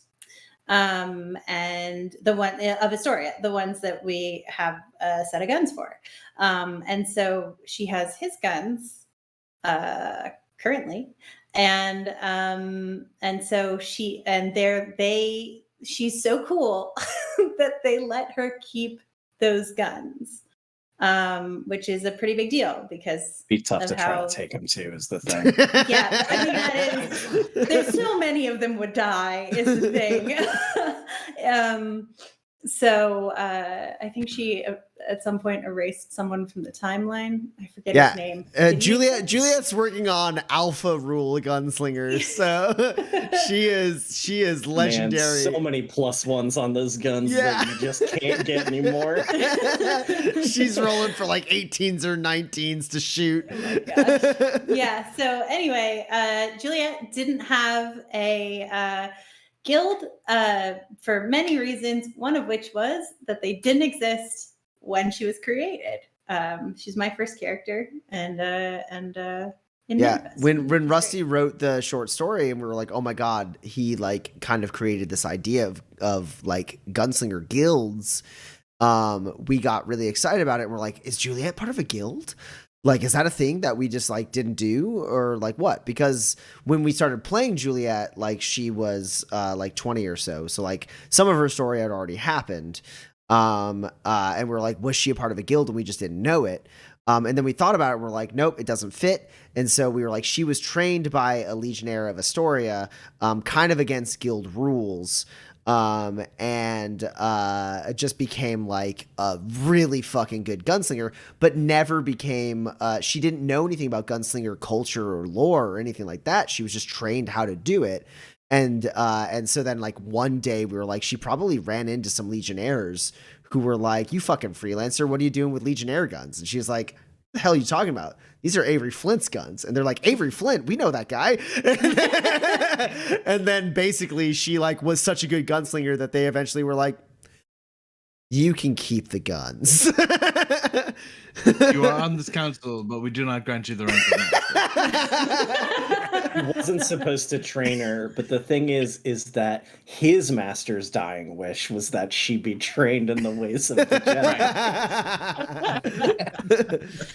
Yeah, so she's super cool, but she is actually guildless. I believe even if offered a position in a guild, she would probably turn it down.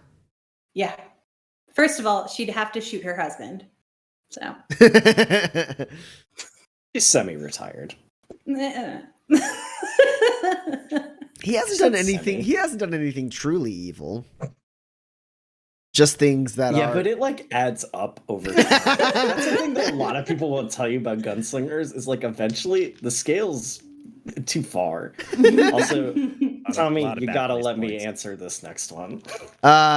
So the last question we have from Argent Lam is there a way for a living illuminated person to funnel their power into a vehicle in a way that makes it perform better? For example, in the Faster Than Light game, a Zoltan crew member will add power to whichever system they're currently occupying. No. What a conspicuous mechanical hole in gameplay. That's yes, indeed. I can't imagine anything that will eventually change the landscape in that part of the game. I don't even know what a power like that would do. Like if you would roll perhaps somatics to give yourself a bonus to drive or even the speed or handling attributes of said car. Transfer power. The mind, Make your car it halt, truly it becomes stronger. it truly bottles the mind.